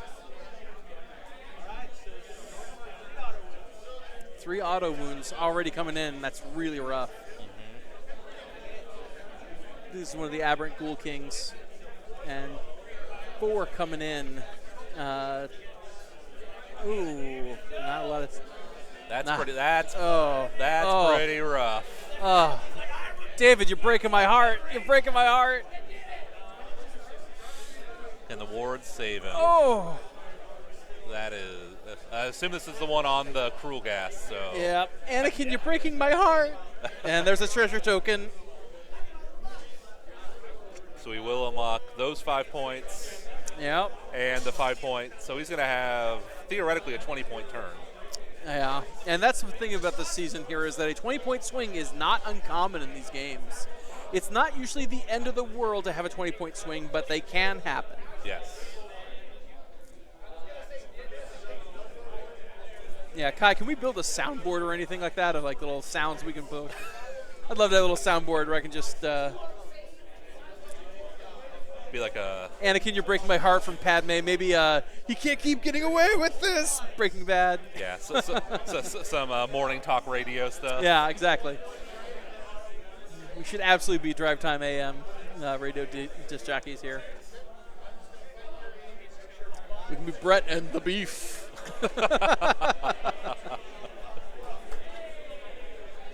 So one of us has to have a weird nickname, of course. Of course. It's the rules. I don't make them up. Just the law.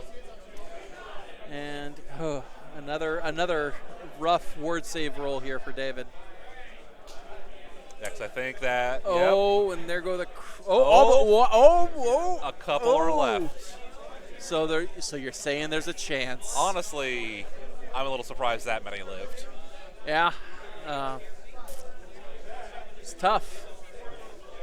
All right, looks like we got the big Norbig Knights unit piling into the coach here. Possibly the last of real obstacles that David can throw into Josh's game plan here. Now, you can still bring back 10 of the Blade Geists. True. Assuming the Cruel Gas didn't have his command. I don't know who got the heroic trait. All I know is there were 2 heroes on the board. Now there's only 1. There's about to be 0. And yeah, there might be none, in fact.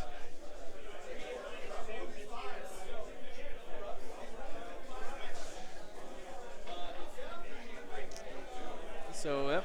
Good. Looks like we got at least one guy going into that hero there. Oh, gosh, what a great roll.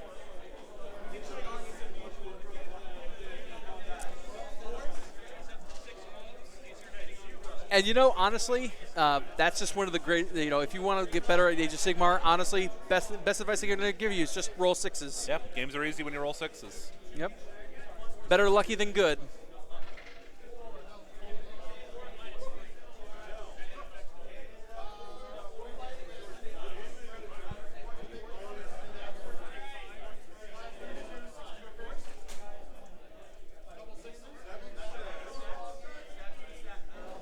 Oh.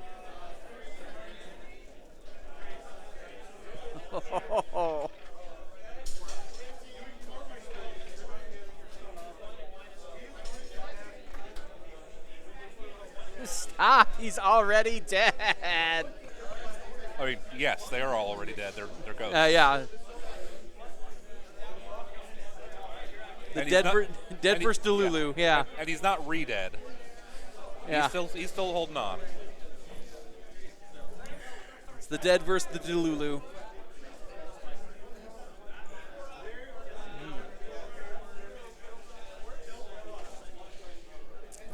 Take the mounts now.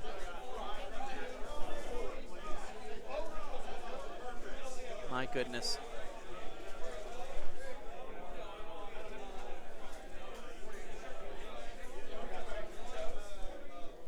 So we got 4 ward saves coming in so far.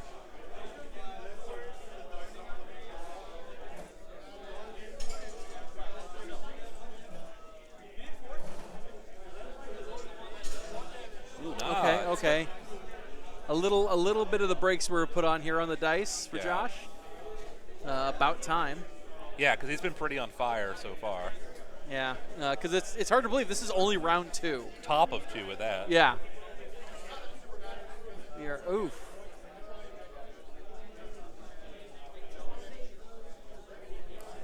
All right, 8 ward saves into the black coach. And again, only 2 saved. Rough times at Ridgemont High. Does the guy around Black Coach still have an improved ward save? Beyond No. Okay. It does not, unfortunately. So that is 10 out of the 12. It's almost down.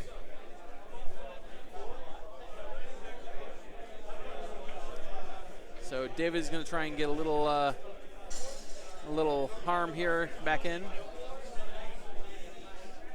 to pile into. Yep, not gonna. There's not all that are going to be fighting, I don't think, though. Yeah, it's going to be pretty tough for those back 3 here to get in there.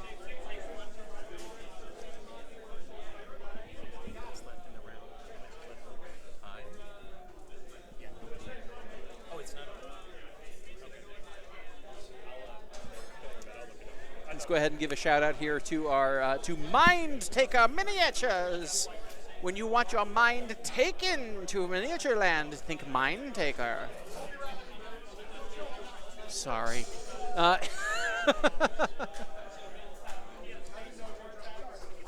And that's a pretty good roll there from David. Yeah. Finally, his dice are waking up here.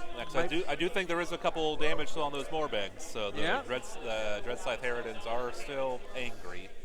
Yeah. So many checks. 5 ups. Not great. Yeah. Handful of them. Only 3. Yeah, 3. Yeah. Oof. So he's not wiping the unit off this, but Oh, but he is getting close. I only see 2 successes. he's going to kill 2 of them, and then I think 1 more damage will carry over. Yeah. So the Ossiarch's got to finish those Dreadblade Harrows or those last or it could be the Morbid. It could be it for the Morbid Knights. until they come back from those supercharged with Noble Deed points. Of course, yeah.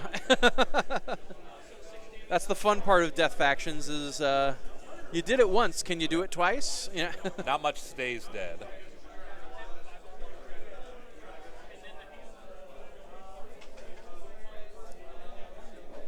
At least we don't have to deal with 3rd Ed OBR before their nerf. Oh goodness, yeah. With those Gothazar Harvesters just recycling everybody back. Or even, All right, so Usharan obviously coming in here. yeah. I assume he's probably just putting everything into those Dreadblades. I wouldn't risk.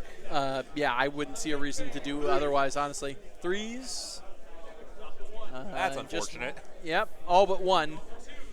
And then 2s. And there's everything there. Let's see if the 4s are with him. 4 ups, 4 ups, 4 ups. That's Ooh, pretty 3 out of good. 4. 3 out of 4 ain't bad. And Yep, yeah, not quite meatloaf odds, but better. Yeah. So now we got to see how many of the claws can get through. Ooh, That's a lot of 2s and 1s. yeah, not great, but it doesn't need to be super great for to sneak in here. Let's see if he can keep the 4s going. Oh okay. gosh, oh jeez. So he's going to have 10 wards coming in. Oh. And did not roll very well. Might need to get some preparation H here for David later. Jeez. Oh, that wasn't the Oh, he Dread went to Scythe the Dread Scythe Harridans. Harridans. Okay. Yeah. That's actually a little That's shocking. that cripples the unit though pretty hard. I guess he's figuring he has the Noble Deed points to bring back the Morbegs if the Dreadblades do kill that last one. Yeah, and if he brings them out, he can bring them into position to go cause havoc somewhere else. Yeah, absolutely.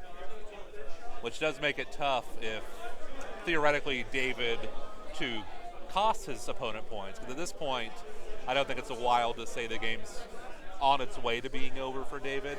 He's But in a definitely team- on the ropes. But in a team event, he wants to keep his opponent from getting as many victory points as possible. That matters a lot more than in a standard Correct. tournament. And he would want to run his stuff away because his stuff is pretty fast. But as soon as he kills units, they can come in from any board edge within 6. So he wants Yep. to avoid the board edges, which would drive him towards the middle of the map, but the middle of the map's where all the stuff is. Right. But yeah, it's absolutely a true point here that in a team matchup, David might be not doing a good place individually, but he does need to score as many points so that his team overall can help succeed.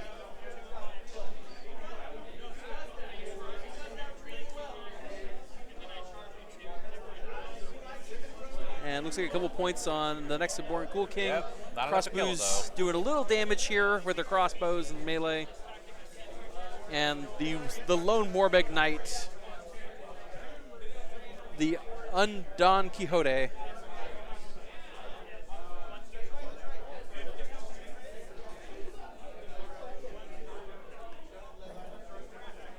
Oh, he's going to try and see if he can polish off the Harridans, which I understand. Oh, Yeah, no. it makes some sense. Looks like he's weighing his options here. And while he's doing that, let's go ahead and do a big shout out to Tabletop Terrain.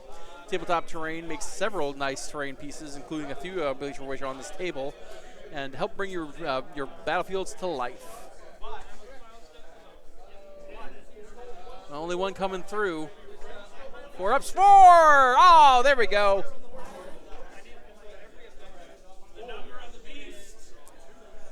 These are the mount attacks. Yeah. Oh, mount attacks coming through though in force.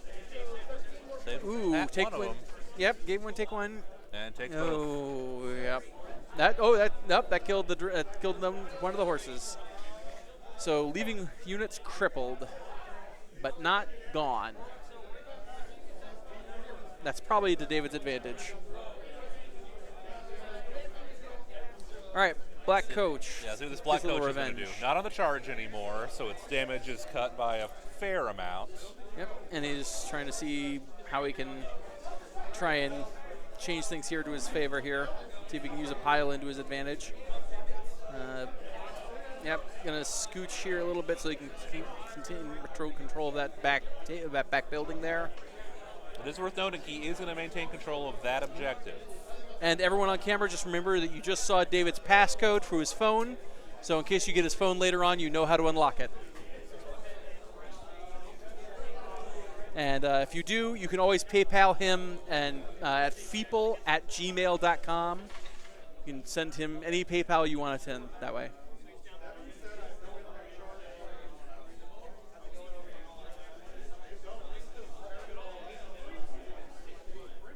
Okay, and here we go. I believe he just all out attacked. Yep, he just spent a command point for all out attack. Ugh, Not that's rough. that it helped him out a bunch, unfortunately.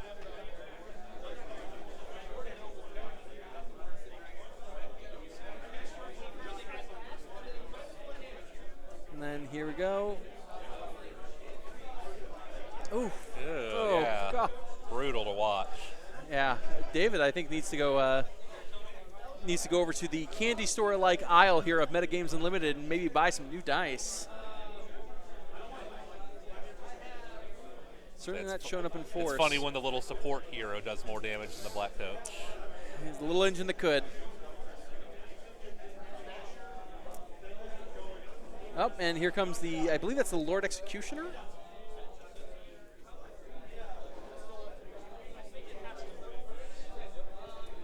Making sure he's dodging that combat range of that last Ghoul King. Yep. Don't want to risk that. Yeah, I wouldn't want to get near him either. All right. Solid start. Oh, goodness.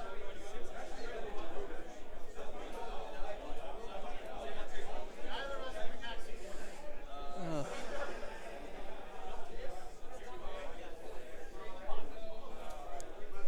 And some damage here, certainly, but not enough. We got several great people out here in full force here. We got some fun folks in costume. We have a chef running around with a pan full of cooked dice. It's pretty great.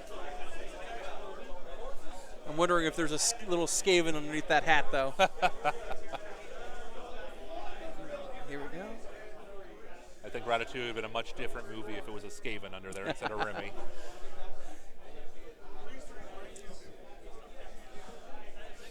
He just has that kid just make a warpstone lightning gun and Yeah. blows up the restaurant in a horrific accident. You know, actually, I'd watch that. I would too.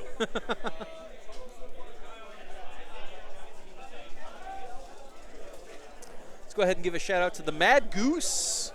Mad Goose, one of the sponsors here of the Summergeddon Super Squad series. Mad Goose is both a bird and he is upset. Both things are true. Apologies, Mad Goose.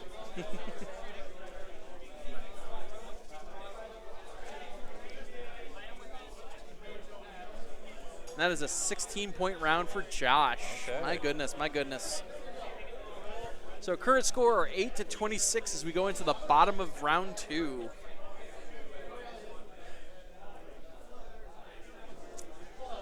Yep. Aaron, I'm sorry that you weren't here in person either. This is a great time.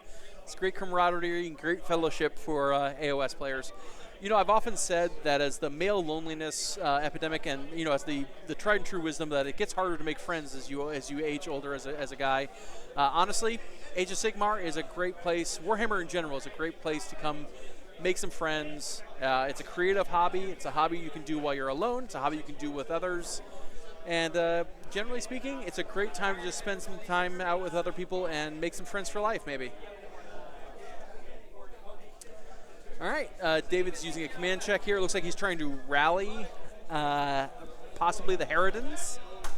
Yeah. So Got 3 of them back. Nicely done, nicely done. Yeah, so going back to that last turn, we were talking about it could have been a 20-point turn. Him leaving that coach and not wiping the Harridans definitely cost him there. Yep. Because he lost those 4 points for the pair and the line. Yep, as I don't believe and he does not have control of the top red either. Yeah. Just barely edged out of that, too. Yeah, one too few.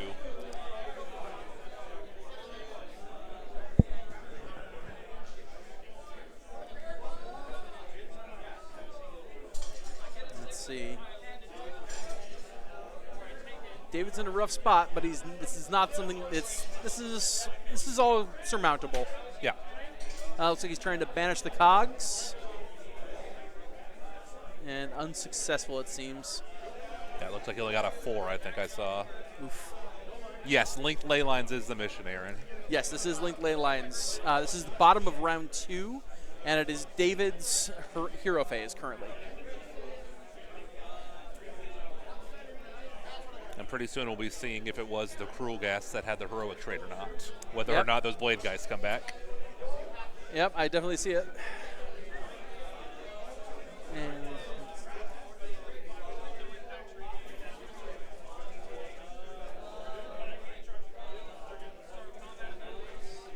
once again, it's a beautiful day here in Springfield, Missouri at Metagames Unlimited on Sunshine.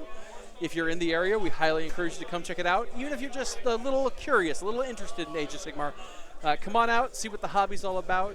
We'd be more than happy to, give you a tour here. I know that you can meet some of our lovely folks, and you can also meet Don.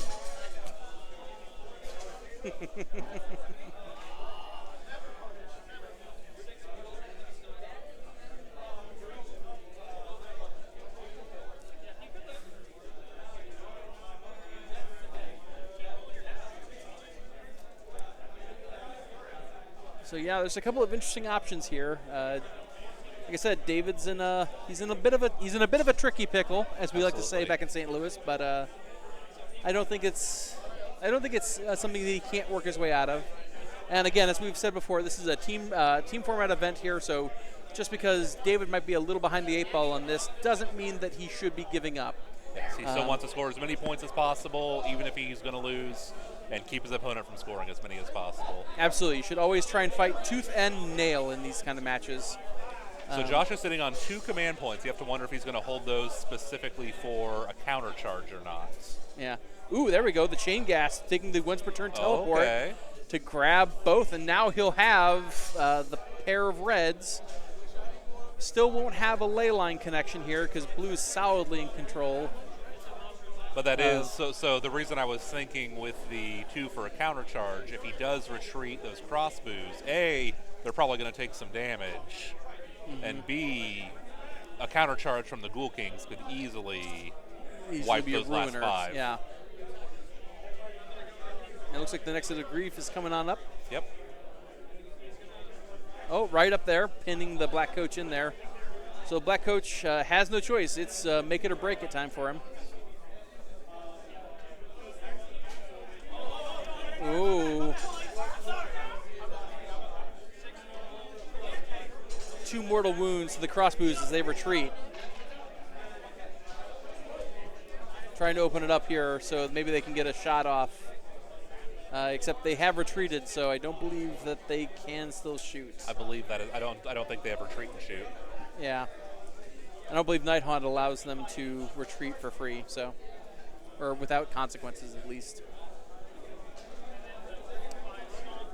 So now we'll see if Josh is going to hold those 2 command points for a counter charge, although he doesn't need to. He does control that objective with 4 to 3. Correct. And if I were Josh, I'd be tempted to just go ahead and do it, given how everything's been working out so far, just to take that extra treasure token. So at that point, yeah, that would be 2 out of the 3. A 2 out of 3 ain't bad. That's right. Mr. Loaf taught us that. And, oh. So he's using the charging. Nighthaunt ability to charge while he's in combat to keep the Wave of Terror going. Absolutely. Ooh, and the Executioner charging in as well. Trying to desperately maintain control of this left objective. Yep. Another 9-inch charge. The Harridan's going in. Yep, Harridan's just sliding right into DMs.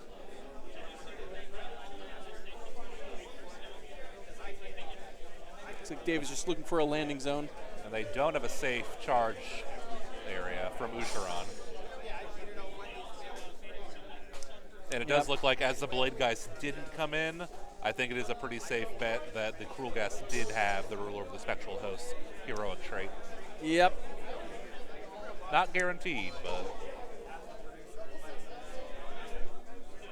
looks like he is hopefully just keeping Ossiarch out. Although, Yep, putting the maximum range away from the Morbeg to still be illegal. although Illegal Ossiarch charge. can still pile in, I probably would have retreated that Dreadblade so that Ossiarch couldn't pile in. Right. That could have been something that he could have pre-measured to protect himself from. Because right now Ossiarch can just activate and whack him. But at least he can't give him fight last. True.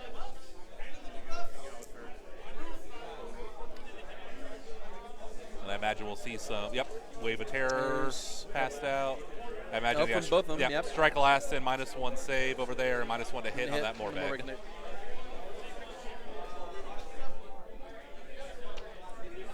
And then Ossiarch making The the Dreadblade Dreadblade will strike last. Which means that Dreadblade may not strike at all. Nope.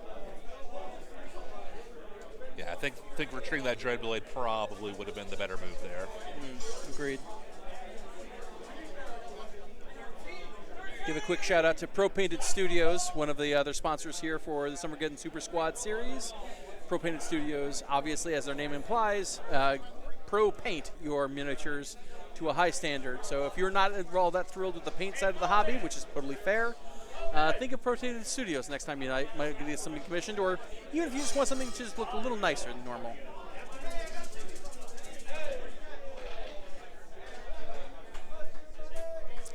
All right, Black Coach making a little bit of a pile in here. Quick stat check. And importantly, since he was able to use the Nighthaunt ability to charge while he's in combat, does get his +1 damage charge ability. Correct. It does look like I didn't see a single 6 in there for the crit mortals, which is unfortunate. There were 2 off on the side here, so I think are those there? were Okay, crits. Yeah. I must have missed those.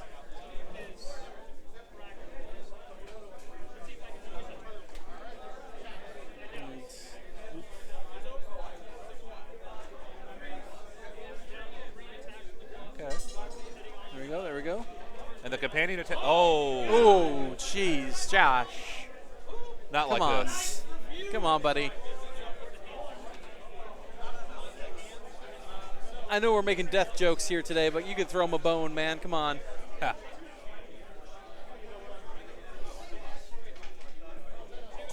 Definitely some dead ones here. It looks like Rough, rough, rough. And indeed, looks like it's Ossiarch trying to cut the head off the pass here. Yep, let's kill the Harridans. Yep, pile into the Harridans. And I think that does get him on the objective as well. He needed just that little Yep. fraction of an inch. Yep. Josh nudging that Dreadblade, but it's okay, Josh. Positions and models are just suggestions. Just giving him trouble. It's not a miniatures game until you've accidentally nudged a couple of things. And it looked like he was measuring the feeding frenzy range, and they are still in. That 24-inch bubble yeah. is huge. Oof. It's so rough. You know, that's one of the challenges with Flesh Eater Courts is target priority is certainly a confusing issue to tackle. Yeah, and you can easily, less so with Ossiarch because it's so big, but with if he was counting on feeding frenzy off those Ghoul Kings, for example, it's easy to just not be thinking and pile out of the area for another unit that you were counting on the feeding frenzy for. Exactly. Ooh, some lackluster rolls there. Okay. All right, at least one coming through. Oh, David. Oh. Oh, there's 6 damage from that alone. Oh, David.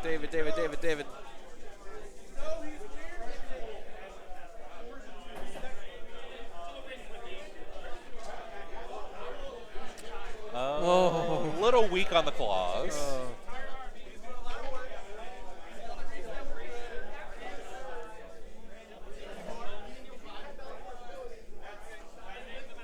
Oh. David. Oh, no. Oh. And there go the Dread side. Oh, There it boy. is. And there go the ladies. Goodbye, ladies. We hardly knew you.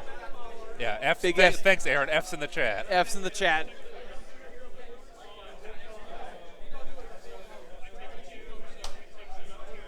All right, looks like it's Lord Executioner's turn to take a whack at these Morbegs. I don't know why he's not attacking with that Dreadblade Harrow. He could maybe knock off that last Strike Morbeg. last. Strike Oh, last you're is a right. Ossiarch. Yeah, I forgot the Shroud Cage.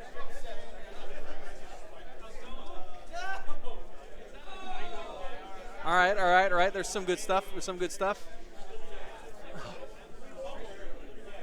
All right.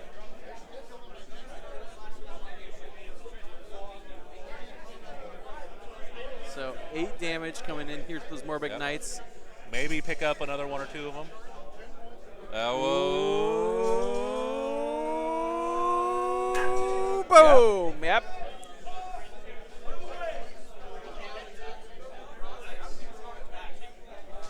Yeah. Does make it a little easier. Doesn't have to change his marker. It was exactly Yeah. 2 of them. Although I gotta ask, Josh was our announcer yesterday. Josh, where was this energy yesterday, buddy? Sounds like a golf game yesterday. Now all of a sudden it's all over the place.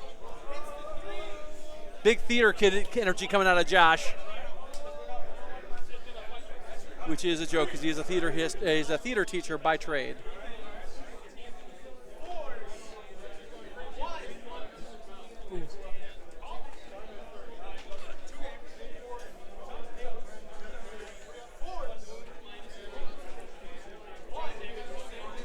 I think this Dreadblade Harrow. Oh.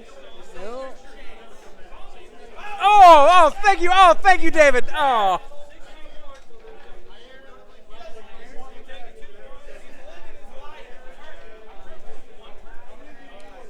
And the Dreadblade Harrow lives another second.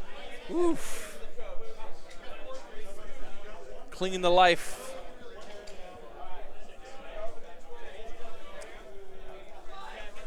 And let's give a shout out to another sponsor here, the Army Painter. The Army Painter makes several great paint lines, no matter what you're into. If you're looking for just quick and dirty, they have their Speed Paint line 2.0. Works out great with them in their metallics, as well as their Fanatic Paint line also works wonders.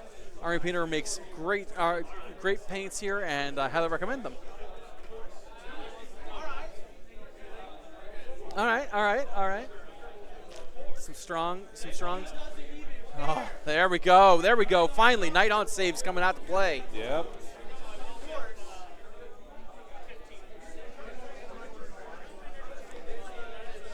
I think whichever one he's fighting, I assume the Black Coach, it is in danger. No, the Black Coach is absolutely I'm in danger.jpg. 2 damage. All right. He's got to do it. David's got to do it. Oh! Oh! Oh! No! Not No! like this. No! Not like this. No! There goes the blackest of coaches. Forget all the white paint on that. It was a black coach. Oh. Oh. It's another rainy night on Poopy Mountain here for David. And for those keeping track at home, David is down to 7 models on the table. Oof. 3, 4, 5, 6. Yeah.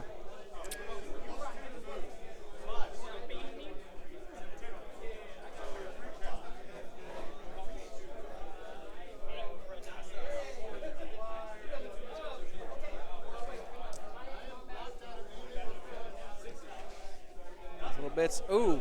Oh. Nice pair of snake eyes there.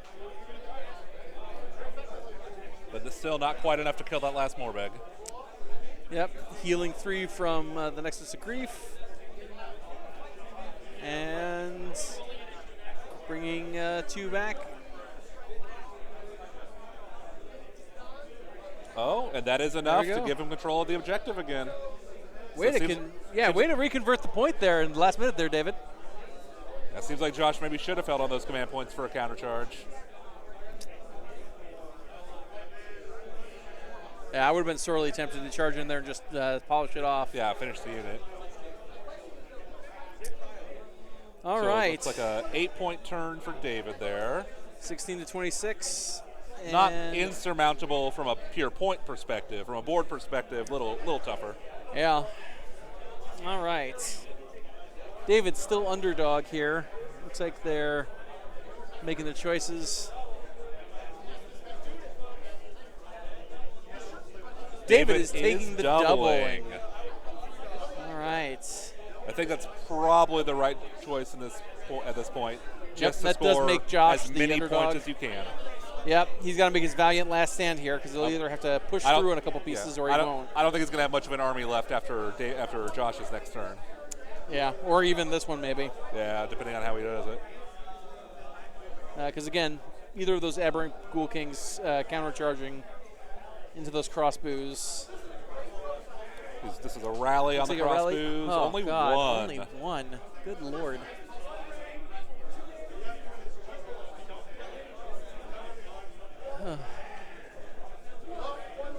If anyone wants to donate to a PayPal fund or GoFundMe here for new dice for David, sure would be handy here for him, I think. He would certainly thank you. Yeah. Yeah. It's Yeah, he's only down 10, so he wouldn't be able to score tactics. correct. Most of his tactics are unavailable to him. It's tough times at Ridgemont High here.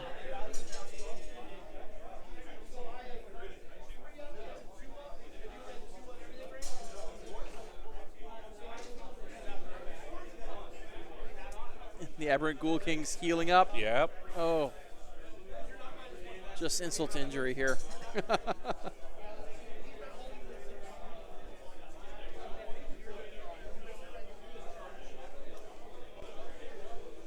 Yeah. Theoretically, the crossbows could probably lift one of the Ghoul Kings, but the other is still going to eat their Oh. lunch.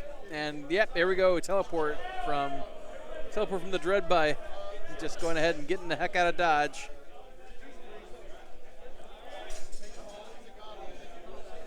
Or as my grandmother used to say, let's blow this popsicle stand. Which is funny because I don't think I ever saw her eat a popsicle in her life. Like just blowing up all popsicle stands. She was blowing them all, yeah.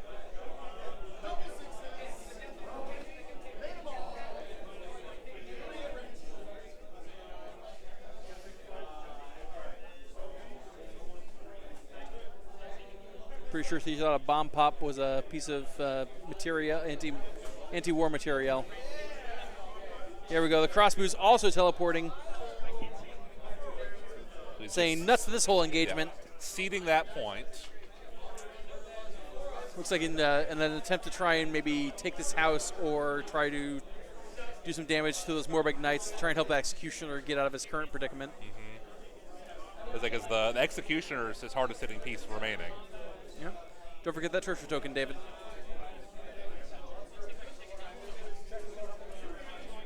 Yep, there we go. Yep, still two treasure tokens on the table for Josh. Ooh, Nexus of Grief. Zorpadorping here. And again, I don't know about this. It just gives them more big knights into their charge target here. Like, I understand the point of it, of try to charge that so you can't charge the crossbows, but it's a dicey play here for him. I think that's pretty much all David's down to is dicey plays. That's fair.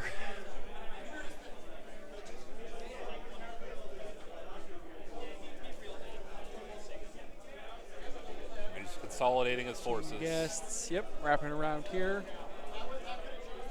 Looks like he's trying to score at least holding on to objectives and terrain, perhaps.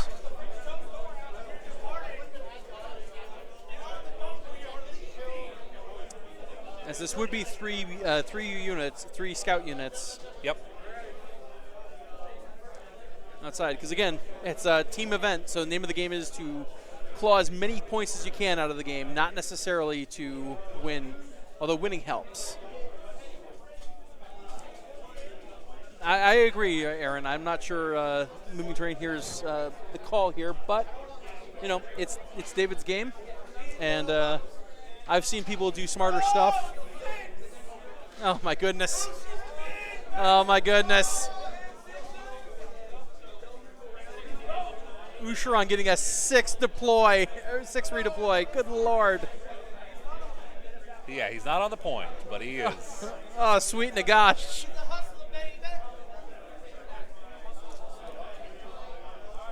Just making life easier for him.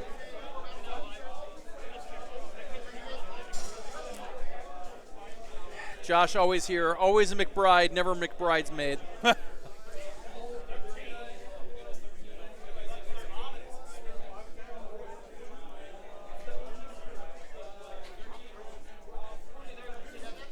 Once again, we want to thank one of our sponsors here, Urban Mats. Urban Mats makes neoprene mats that are finely made here, and they are wonderful for enhancing your play area if you ever want to try and bring a little life to it.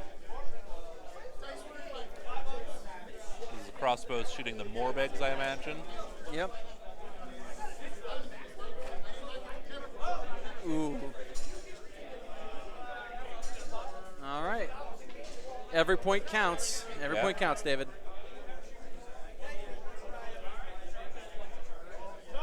Yep. Charge in combat again to keep the Wave of Terror going. Charging makes me feel good. Almost certainly giving them -1 save. Absolutely. I can't think of a reason why you wouldn't.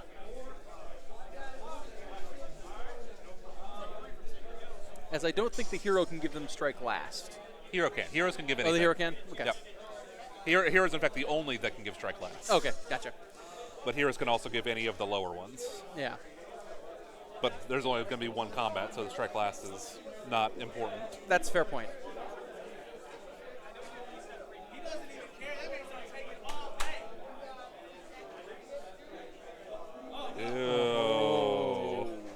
Ew. Two coming in to Josh here. Oh my God! Oh my goodness, Josh. No! Float like a butterfly, sting like a bee here. I think it's more floating like a butterfly, stinging like a butterfly. Not on Josh's end. Josh has been stinging like a Like a Sting swarm like a of bees. like a word I can't say on YouTube. All right. Oh. Oh my goodness. Oh my God! Woof. It's a lot of mount hits. They're mad. They tasted ectoplasm. Breeze. Jeez.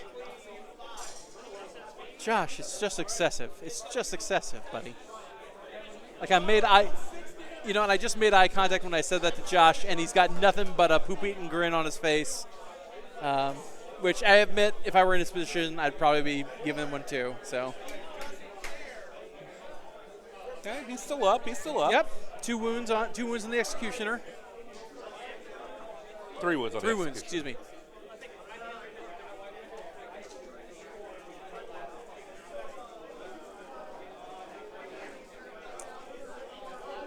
Oh, and another. Oof. The crossbows And then- coming back, Yep, and they're healing the crossbows. And healed the Executioner for a bit. Oh, Yep. that's a nice. 3 more crossbows. It's nice. I say that's the reason to bring the train over is to get the crossbows as healthy Yeah. as possible. Because you're going to be counting on covering fire for whatever goes in and try to kill them regardless. True. Although they're in a bad position with Ossiarch going to be coming down the south here. Yeah. At least Ossiarch's probably going to have to go through the chain gas first. Not that they're Yeah. much of a speed bump, but they are a little bit of one. It's a very much the way stuck in the middle with you kind of situation for those guys. Very. But given his propensity for teleporting here, you know, is anyone? Are you ever really truly pinned in with Night Haunt? No, you're not. All right, so bottom of 3 here as we move into Josh's turn after a double. Can we get a score on David? What did he score here this turn?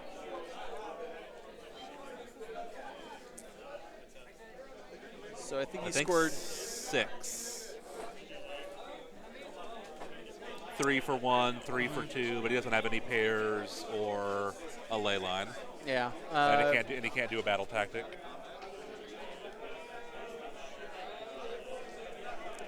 Yep, as the Executioner is the 3rd unit, and it can't be. Or no, he could do a battle tactic. There are 3 units. He doubled. He can't do battle tactic. Correct. Yes. He's not down. He wasn't down enough to battle tactic with the double. Yeah.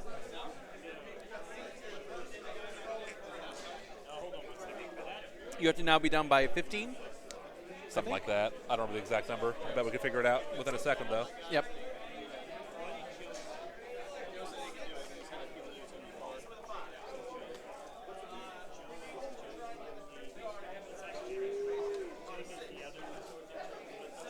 Here we go. Down by 11, Aaron says. Down by 11. Which is what I now. was thinking it was, but wasn't 100% positive. Which means that David was just out, yeah, just he was outside only, of that. yeah, down 10 instead of 11. Oof. Thank you, Aaron.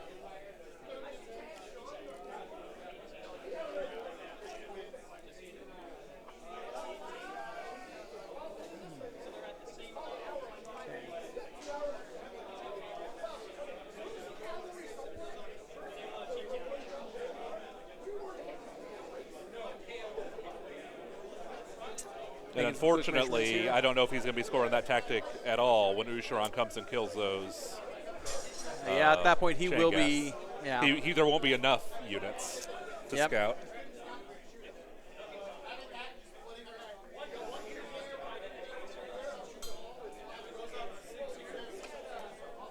Two command points left per side, though, so Yep. still plenty of surprises left.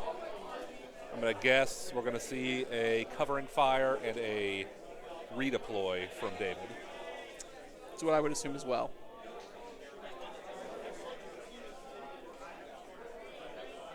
And for Josh, probably a reroll charge and maybe an all An attack or AOD, something. Yeah. AOD, AOA, yeah. Yeah. Not a ton left that he needs to spend on. Yeah, I figure it's a lot of command points are just superfluous at this point. Yes, as we are going into bottom of 3. That's right. It's not pronounced superfluous. It's superfluous. Superfluous. Tell all your friends.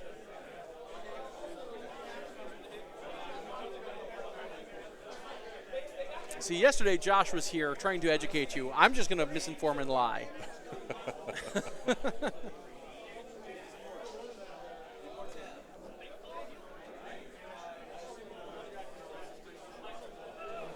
going to teach you about the forbidden words like unregardless.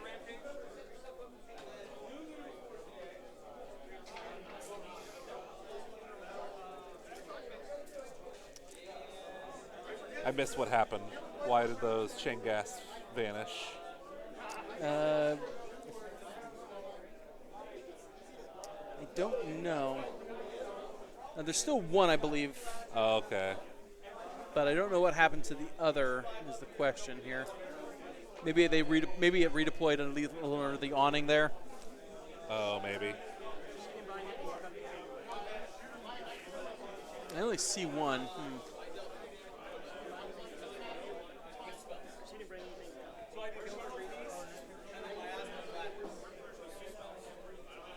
What's up? Ah, they died from a spell. Got it. Okay. Yep.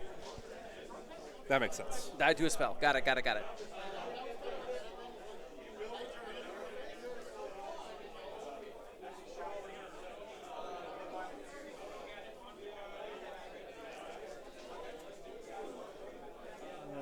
So I know we've been talking about Josh getting a 20-point turn. I think this is going to be a 20-point turn. Yeah, he's going to make some big swings here for sure. Oh, and the Morbid Knights. Oh, that's such a good move. Retreating out. Yeah, with a retreat and charge. Not to mention to let the littles in, and that last abhorrent Ghoul King. Yep.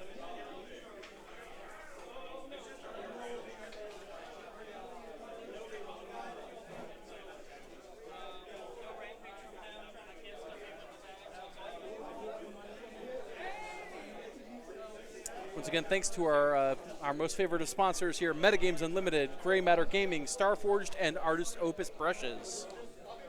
Without them, this event would not be what it is. Yep.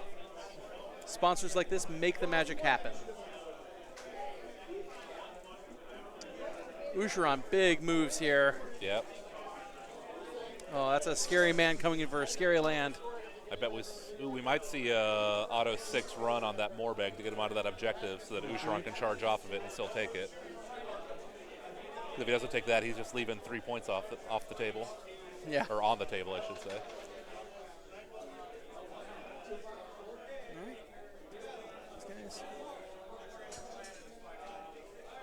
Oh, he's And rolling it. just rolling it. Ah, okay. 5 will get it. 5 will get it. Never punished. Oh, he's not. So he's going for the corners. Oh, okay, he's going for the tactic. There we go.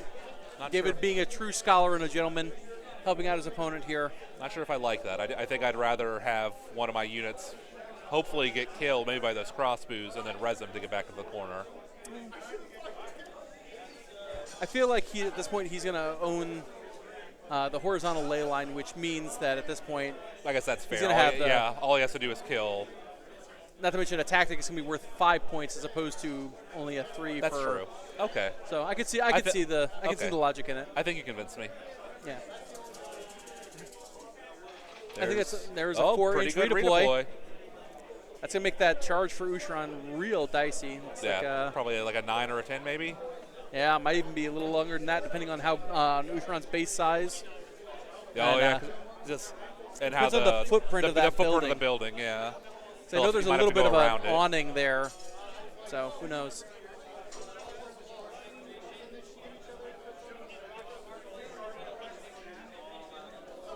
You know, honestly, we haven't mentioned it here, but this gorgeous terrain. I really enjoy this ramshackle village here. It definitely feels thematic for a death-on-death battle. Absolutely. The nexuses of grief look like they could just be other terrain pieces. Exactly, they're fitting well in here. And it looks like we're getting the covering fire in. Crossbows also forced to go into the Crypt Guard because they are now the closest unit. Yes. Which means the Morbid Knights are safe yet again.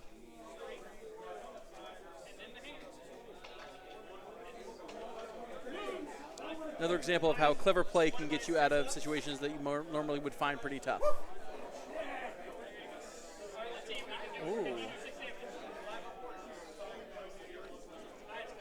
Madness. Ooh, word rolls didn't go well there, but that's okay. He's got bodies to spare here. Yeah, if all you're doing is killing ghouls at this point in the game, you're probably feeling pretty good. Yep. Or the ghoul owner is feeling pretty good, I should Yeah. say. David's probably not feeling that good about it. Yeah, David's making the best of a bad situation here for Yes, certain. absolutely. Because, again, can't stress this enough in a team tournament. all you want to do in situations like this is score as many points as you can. That's right. Wring as much value as you can out of this. That's a 7. I believe this is the Ossiarch charge, so he's re-rolling Yep. it. Yep, with the CP to re-roll. Ooh, 9. 9 might do it. 9 going to do it? Is 9 going to do it?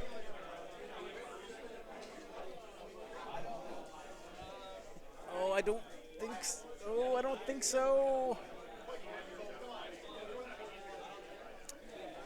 Oh, missing that charge is such a big deal.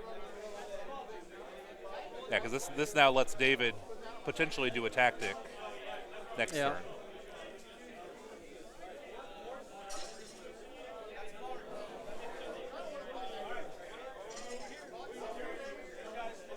Not in range, confirmed. Yep, not in range. Good deal, good deal. And there's a double 1 Oh, charge. double 1. And he's already used that reroll. That's right. Dice gonna dice. Finally paying for all those 6s he's been rolling. He has a +1 to charge, so but he has still a gets plus, it. oh, he has a +1 to charge. Josh. Josh. We're nothing if not a little bit crazy.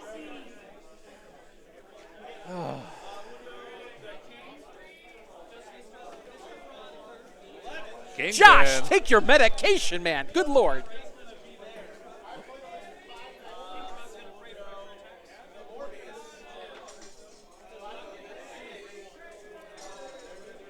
Hey guys, Warbake's coming on in. Oh, I that, don't think this Lord Executioner is going to make it. Well, that Lord is, yeah. Lord Execution is looking rough. Quick, David. Countercharge with the Lord Executioner.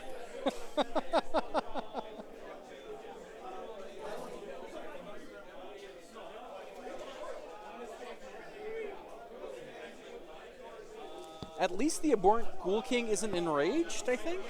So at least that's a somewhat shiny part of this bubble. But Now, I think he is within range of the 12-inch bubble for the +1 attack that stacks, but he's not in range. well, he's still in the range for the 24. Well, probably, but with also Ushran, but the other yeah. Ghoul King's passive gives their own 12-inch bubble. Yeah, that's He has a lot of extra attacks right now.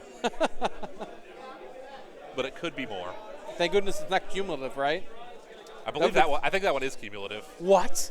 The 12-inch bubble one, I think, is. Oh my lord! Yeah, no wonder you're taking 5 of those little jerks.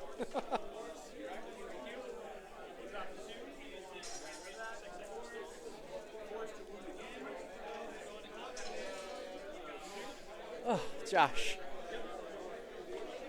rolling like a king. A Ghoul King.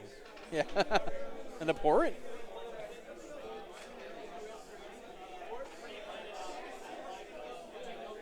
Oh, there we go. Cool down a little.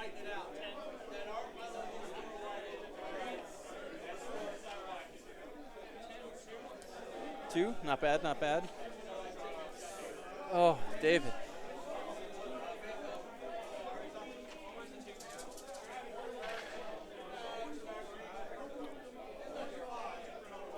There goes the Lord Executioner. Yep. R.I.P. Again. Rip in pieces. Yep. Rip and tear.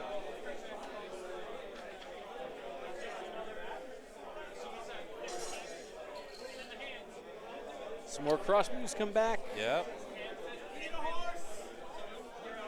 Oh, and we And got a pony. horse. He gets a pony. We got a pony. All right, so.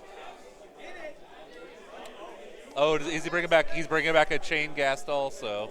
Oh, there we go. Nicely done. That was probably right. best case scenario That's for right. David. Take every advantage you can. Yep.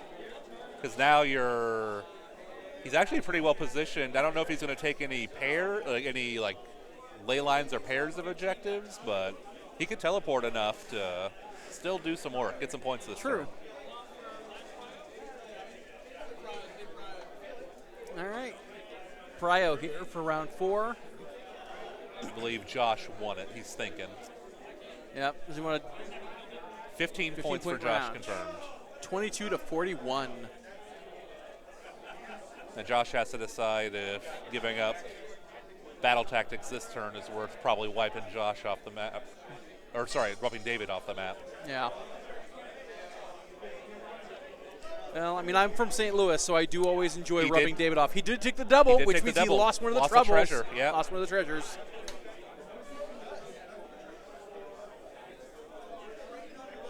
Making David underdog once again.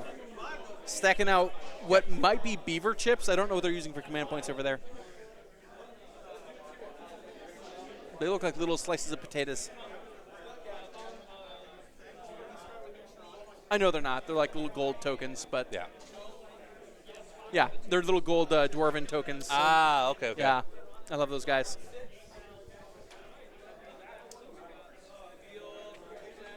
And Ossiarch healing 1. Unfortunately, Ossiarch has not taken much damage, so even healing beyond the those- 1 is a good amount for him. Yeah, beyond taking those 5 early on, I don't think he's taken much else.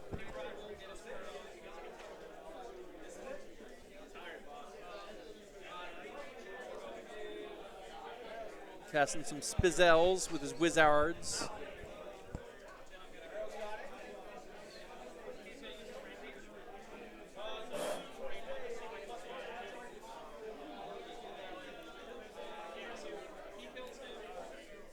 Yeah.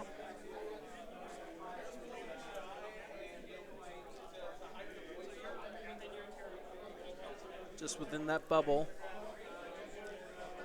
Checking for those extra attacks here. Oh, no.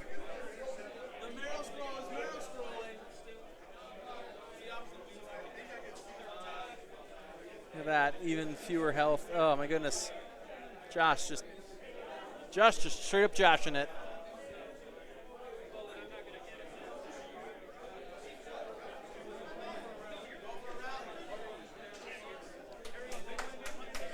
All right.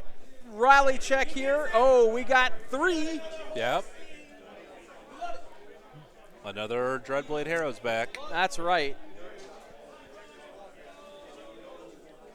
Not many people know this, but David, eager My Little Pony fan.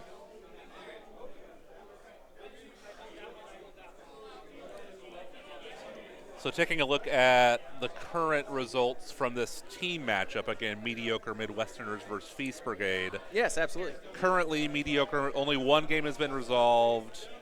The Mediocre Midwesterners had a strange score. One of their players won with 18 points and beat his opponent who only had 2 points. So I'm not quite sure what happened there, but... Yeah, Jimmy Rudloff is a very good player.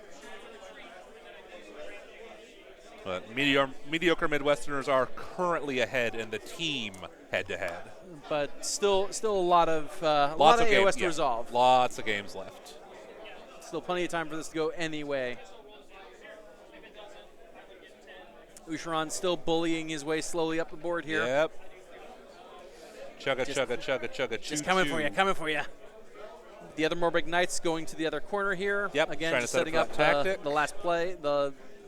Yep. And I assume he's going to send the ghouls forward to absorb the covering fire from crossbows. Yep, so that the Abhorrent Ghoul Kings can go in and do the work with Ossiarch here. Yeah. Just make sure they're a fraction of an inch closer, so they're the forced target. Yep.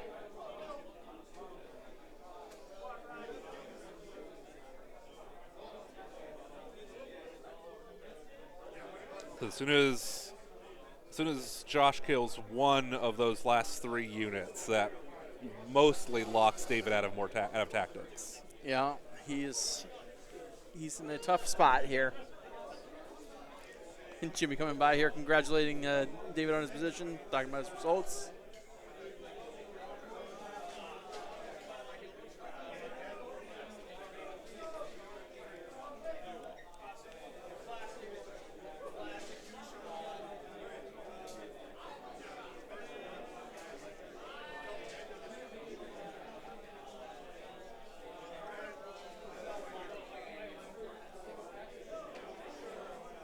Ooh.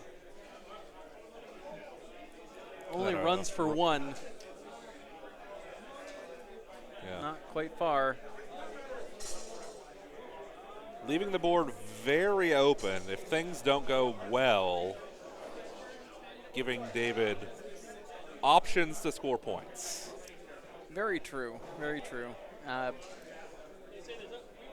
And while I do think that Josh has the upper hand in general, again, the Nighthawk's maneuverability here means that it doesn't take long for David to go ahead and make some surprise moves. Yes.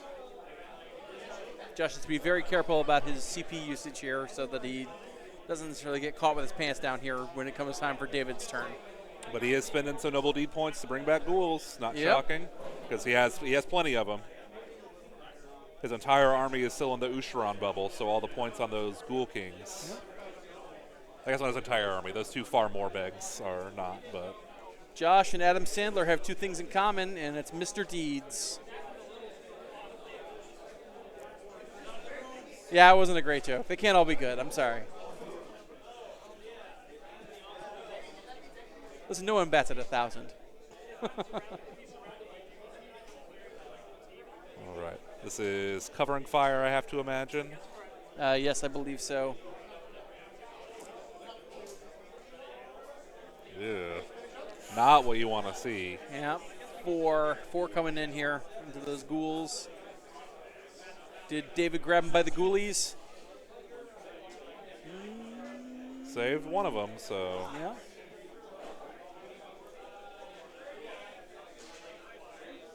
Yeah. Yep.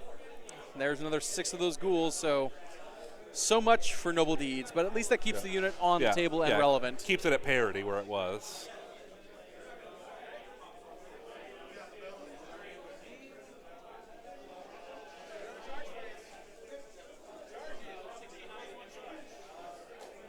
Charges. I think we'll see at least an Ossiarch. Yep, let's scoot those Ghoul, dice out of the way. And Have even maybe a Ghoul King charge. Maybe 2 Ghoul Kings could charge. Yeah, one getting into the Nexus there. Yeah. Oh! He's got to spend that. He's got to spend that.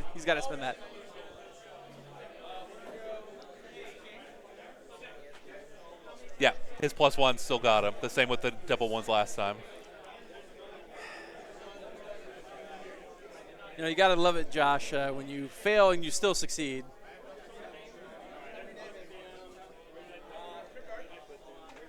Is your father someone famous? Because I can't think of anyone who fails and still succeeds more than you do. Josh McBride, confirmed Nepo baby. Yeah, he's a dice Nepo baby.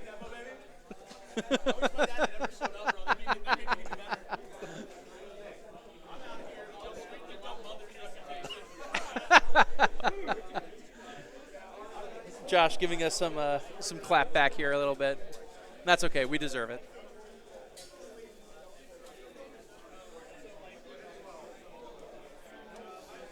And if you can, swing by today, learn a little bit about AOS here at Metagames Unlimited, and you can swing by and maybe get a little bit of carrot cake. Yes, one of our players' birthday, so we have some sweet treats outside of my co-host dulcet tones.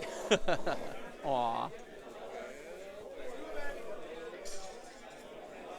And I will say, maybe it's a hot take, but carrot cake, underrated. I think carrot cake's an underrated gem. I'm actually not a carrot cake fan. I can understand it. I understand. I don't force my opinions on others, but I don't mind having them my own. Oh, countercharge with the Harrows. Oh, okay, yeah, there we that's go. a little surprising. I think he's just taking the opportunity to try and take another one of those kings off the board. Yeah.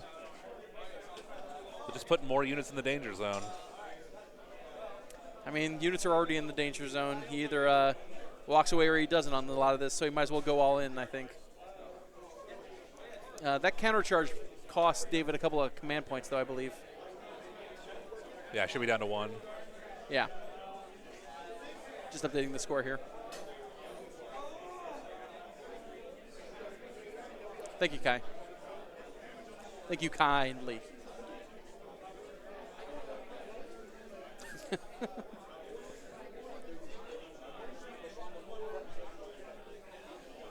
Don't worry, Kai. We still love you. We'll always love you. And big shout out actually to Kai here on the stream here for making this happen. Kai is our technical producer here, and he's making all the magic happen. So this is my fear about bringing in those heroes, is that now you get to have maybe not all, most of the ghouls fight, and then the Ghoul King can fight the crossbows. Yeah. So you're risking both units instead of just one. He does get at least a wave of terror ability in, maybe. You don't, not on your opponent's turn. Not on counter. Oh. So much for saving graces.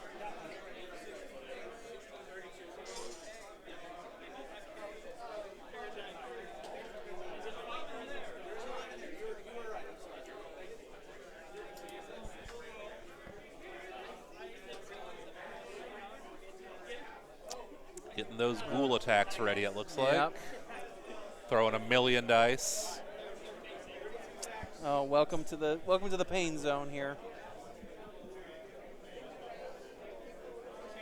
Yeah, because each one that's fighting is currently at 4 attacks each. Oh, my heart. Even with mediocre ghoul attacks, weighted dice still does work. Yeah. Quantity is a quality all its own.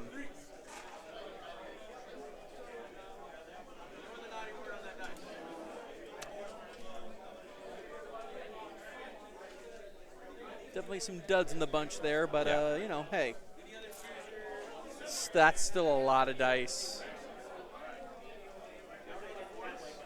All right, wounding on 4s.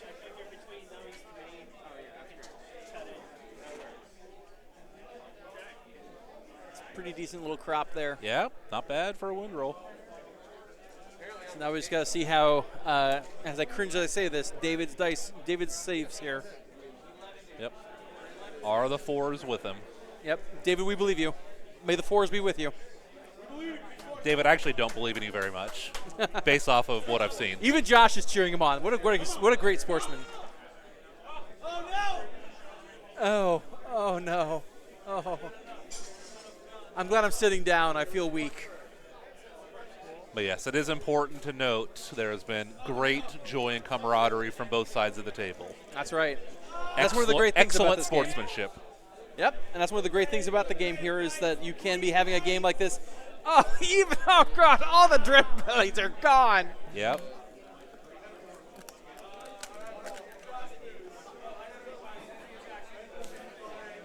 Happy birthday, Frog Daddy.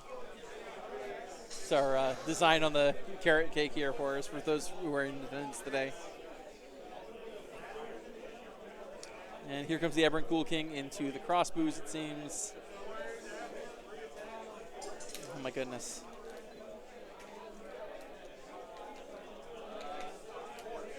So 4 coming in.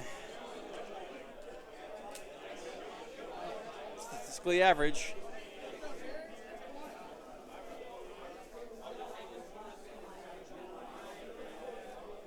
Oh, that was into the Nexus. I apologize. Yeah, that was. I think that was the remaining ghoul attacks. Yep, the other ghouls. Because the crossbows get to fight next, and maybe high roll and try to kill that Ghoul King to save themselves. Yeah, we'll see. Ranged units are typically not very famous for being able to dish it out in melee.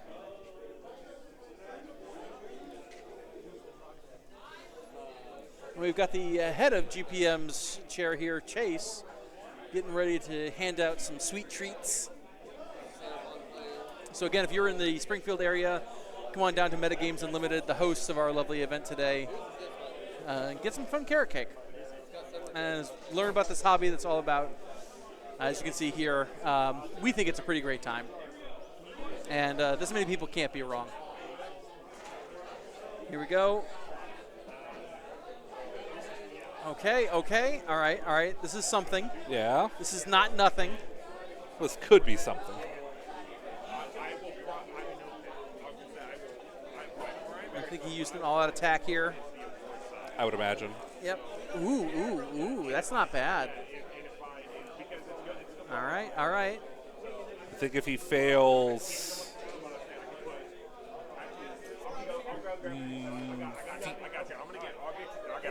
Okay, I think he's alive. Oh, no, he saved 3 of them. I think he has 6 wins. Yeah. Oh, he's alive by 1. Oh, they only have 5 wounds. Okay, I thought they went up to 6. Oh. So yeah, he needed that 5. There we go. There we go. And some announcements about best painted armies. They're judged here.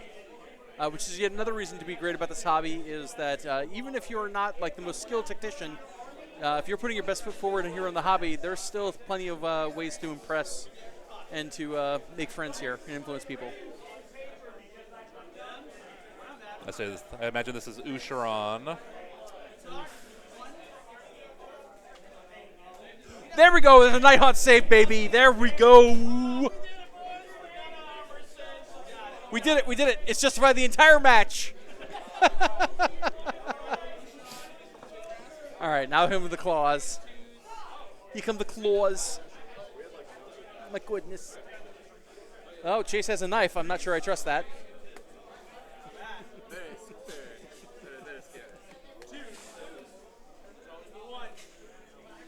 My only saving grace is that Brett is closer to him.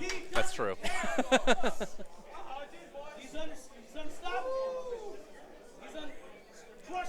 All right. All right. All right. Ossiarch's tired, but he's still got 4 coming in. And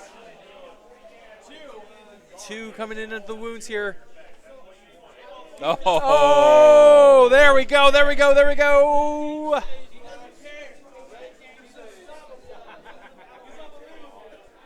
There's that seeming invincibility for Nighthawk, finally. Yep.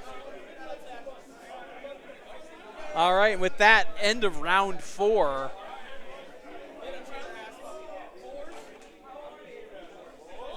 Ooh. Oh, wait, I forgot we got the chain class. Yes. We got the chain gasps.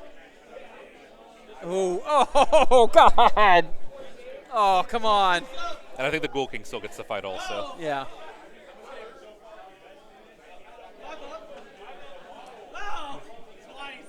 Oh, no.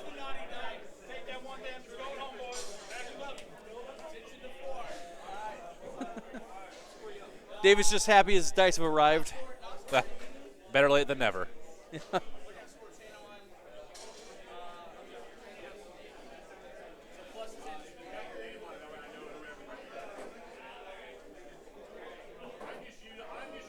Just like my father when he came around to the idea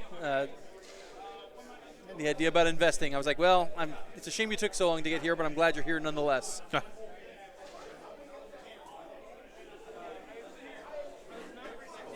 Did the Ghoul King whiff, or did they forget him? I don't. Because I feel like he should have killed some crossbows. Right, there's an awful lot of crossbows there. Maybe he whiffed. I wasn't specifically looking. I was watching this cake getting cut next to me. I know. Sorry, folks. We got distracted by sweets, as we often do. Looks like we're definitely entering the end of the fight phase if we're not in the end phase here.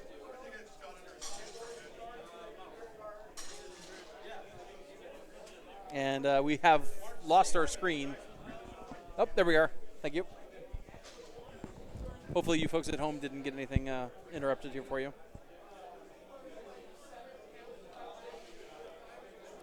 Looks like we're just making some... Okay. So that was just a problem for us. That's good.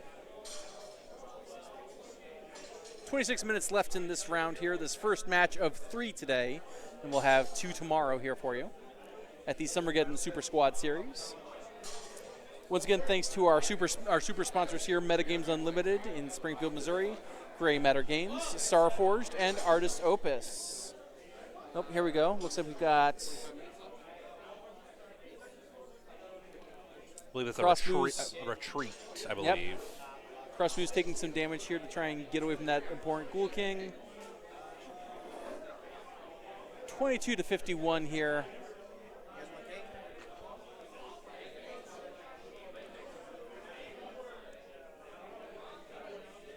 And, all right. Chain Ghasts also trying to take a look at what it's going to cost them to get out of combat. Oh, no, I think this is charges. Oh, okay. Because they have the charge in combat. Oh, yes, yes.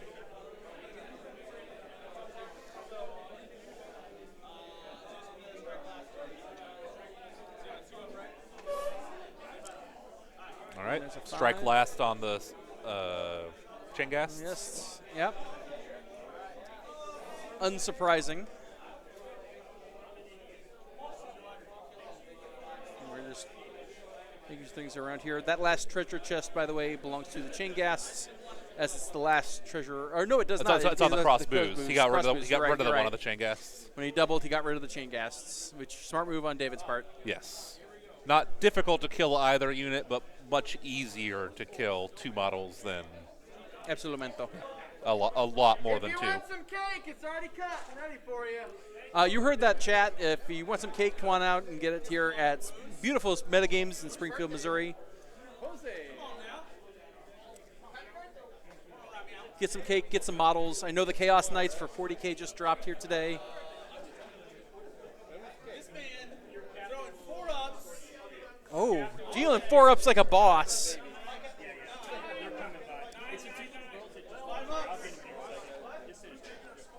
And not doing that return. No. Here's the wards. Yep. Got one Saved more. one ward. That's another 6 wounds. That's one more dead king. Down to only 2. It's a week late for no kings, but, you know, never better late than never. Play the game. Don't watch the game. David's coming over to the booth to comment on his own game. Classic metagame move from David. Didn't realize there's no action if he's not involved.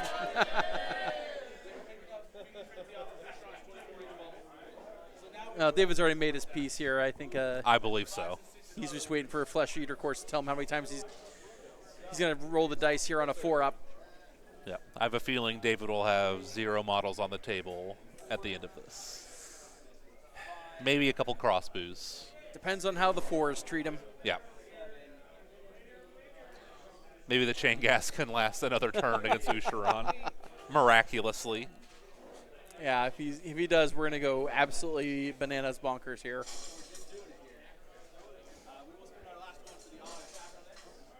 All out attack for this attack with the ghouls into the crossbows. All right. It's an AOA here, the last command point for both of them. So nothing but honest Warhammer from here on in.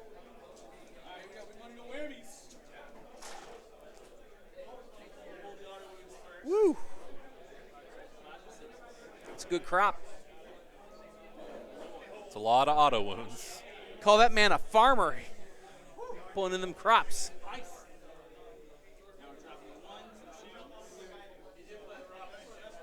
Yeah, the dice Oh, on the goodness. table right now are the auto wounds. Oh my so goodness. Oh.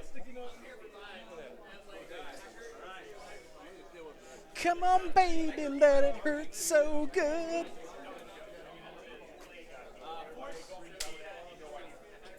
Oh, but only the 4s. Ooh, stuff comes apart a little bit there. But that's all right. There's enough auto wounds to make I up think for it. there's enough dice in the pool. Yeah. 24. 44. 44.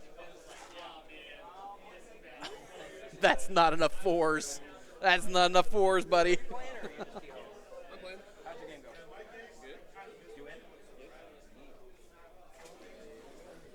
All right.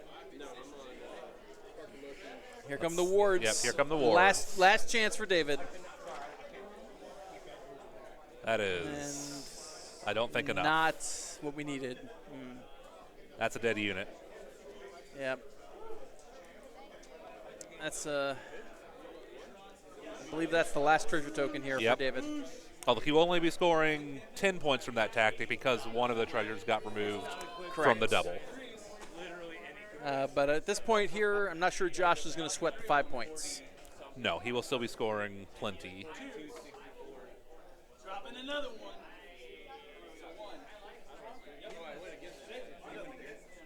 There we go. David coming in with clutch 4s here, just not often enough, unfortunately. Or early enough. True.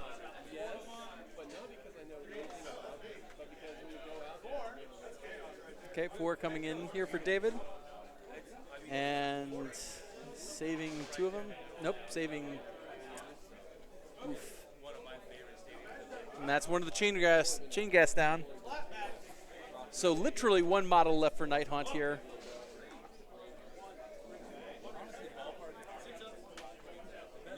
Oh.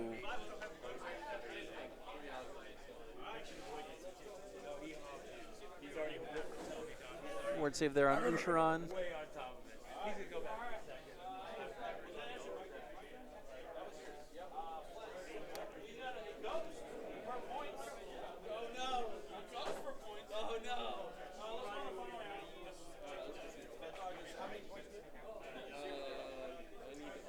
Doing a little healing from the Nexus, it looks like. I think this is priority, I believe. Oh yes, you're right. Yep. So 0 points scored big for David 0. there. Oh, goose egg is gonna be rough. And this is the top of round 5. I do not anticipate these 2 turns taking very long. No.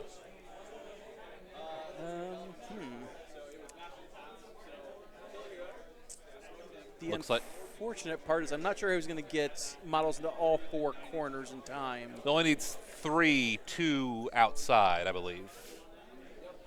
Let's take a look here. You're right.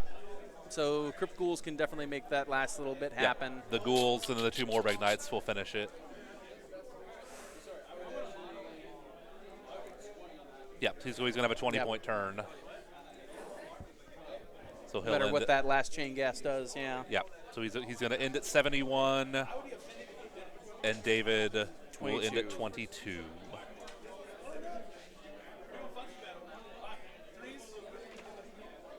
Just checking. Just doing a couple things here just for fun. Yeah, killing that last chain gas Yep. just for honor. Absolutely. Because with Night Hunt, there's Okay. always a chance. I guess that's true. Theoretically, if Usharon doesn't kill this chain gas, he could teleport and get a couple points. True.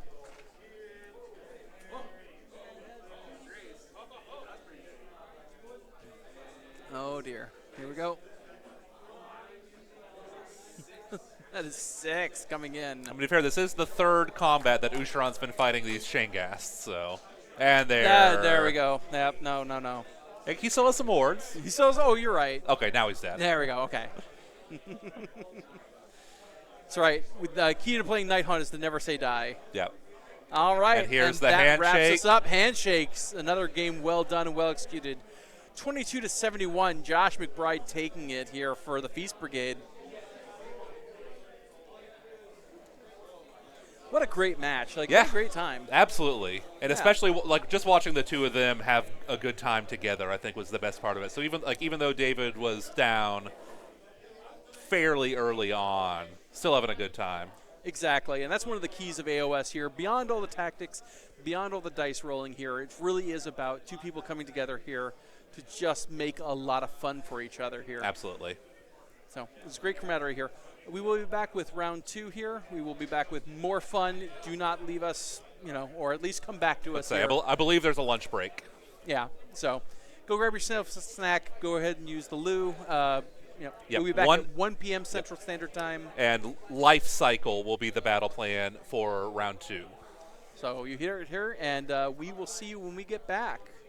Once again, thanks to our sponsor, Meta Games Unlimited here, as well as Grey Matter Games, Starforged, and Artist Opus. We will see you at 1 p.m.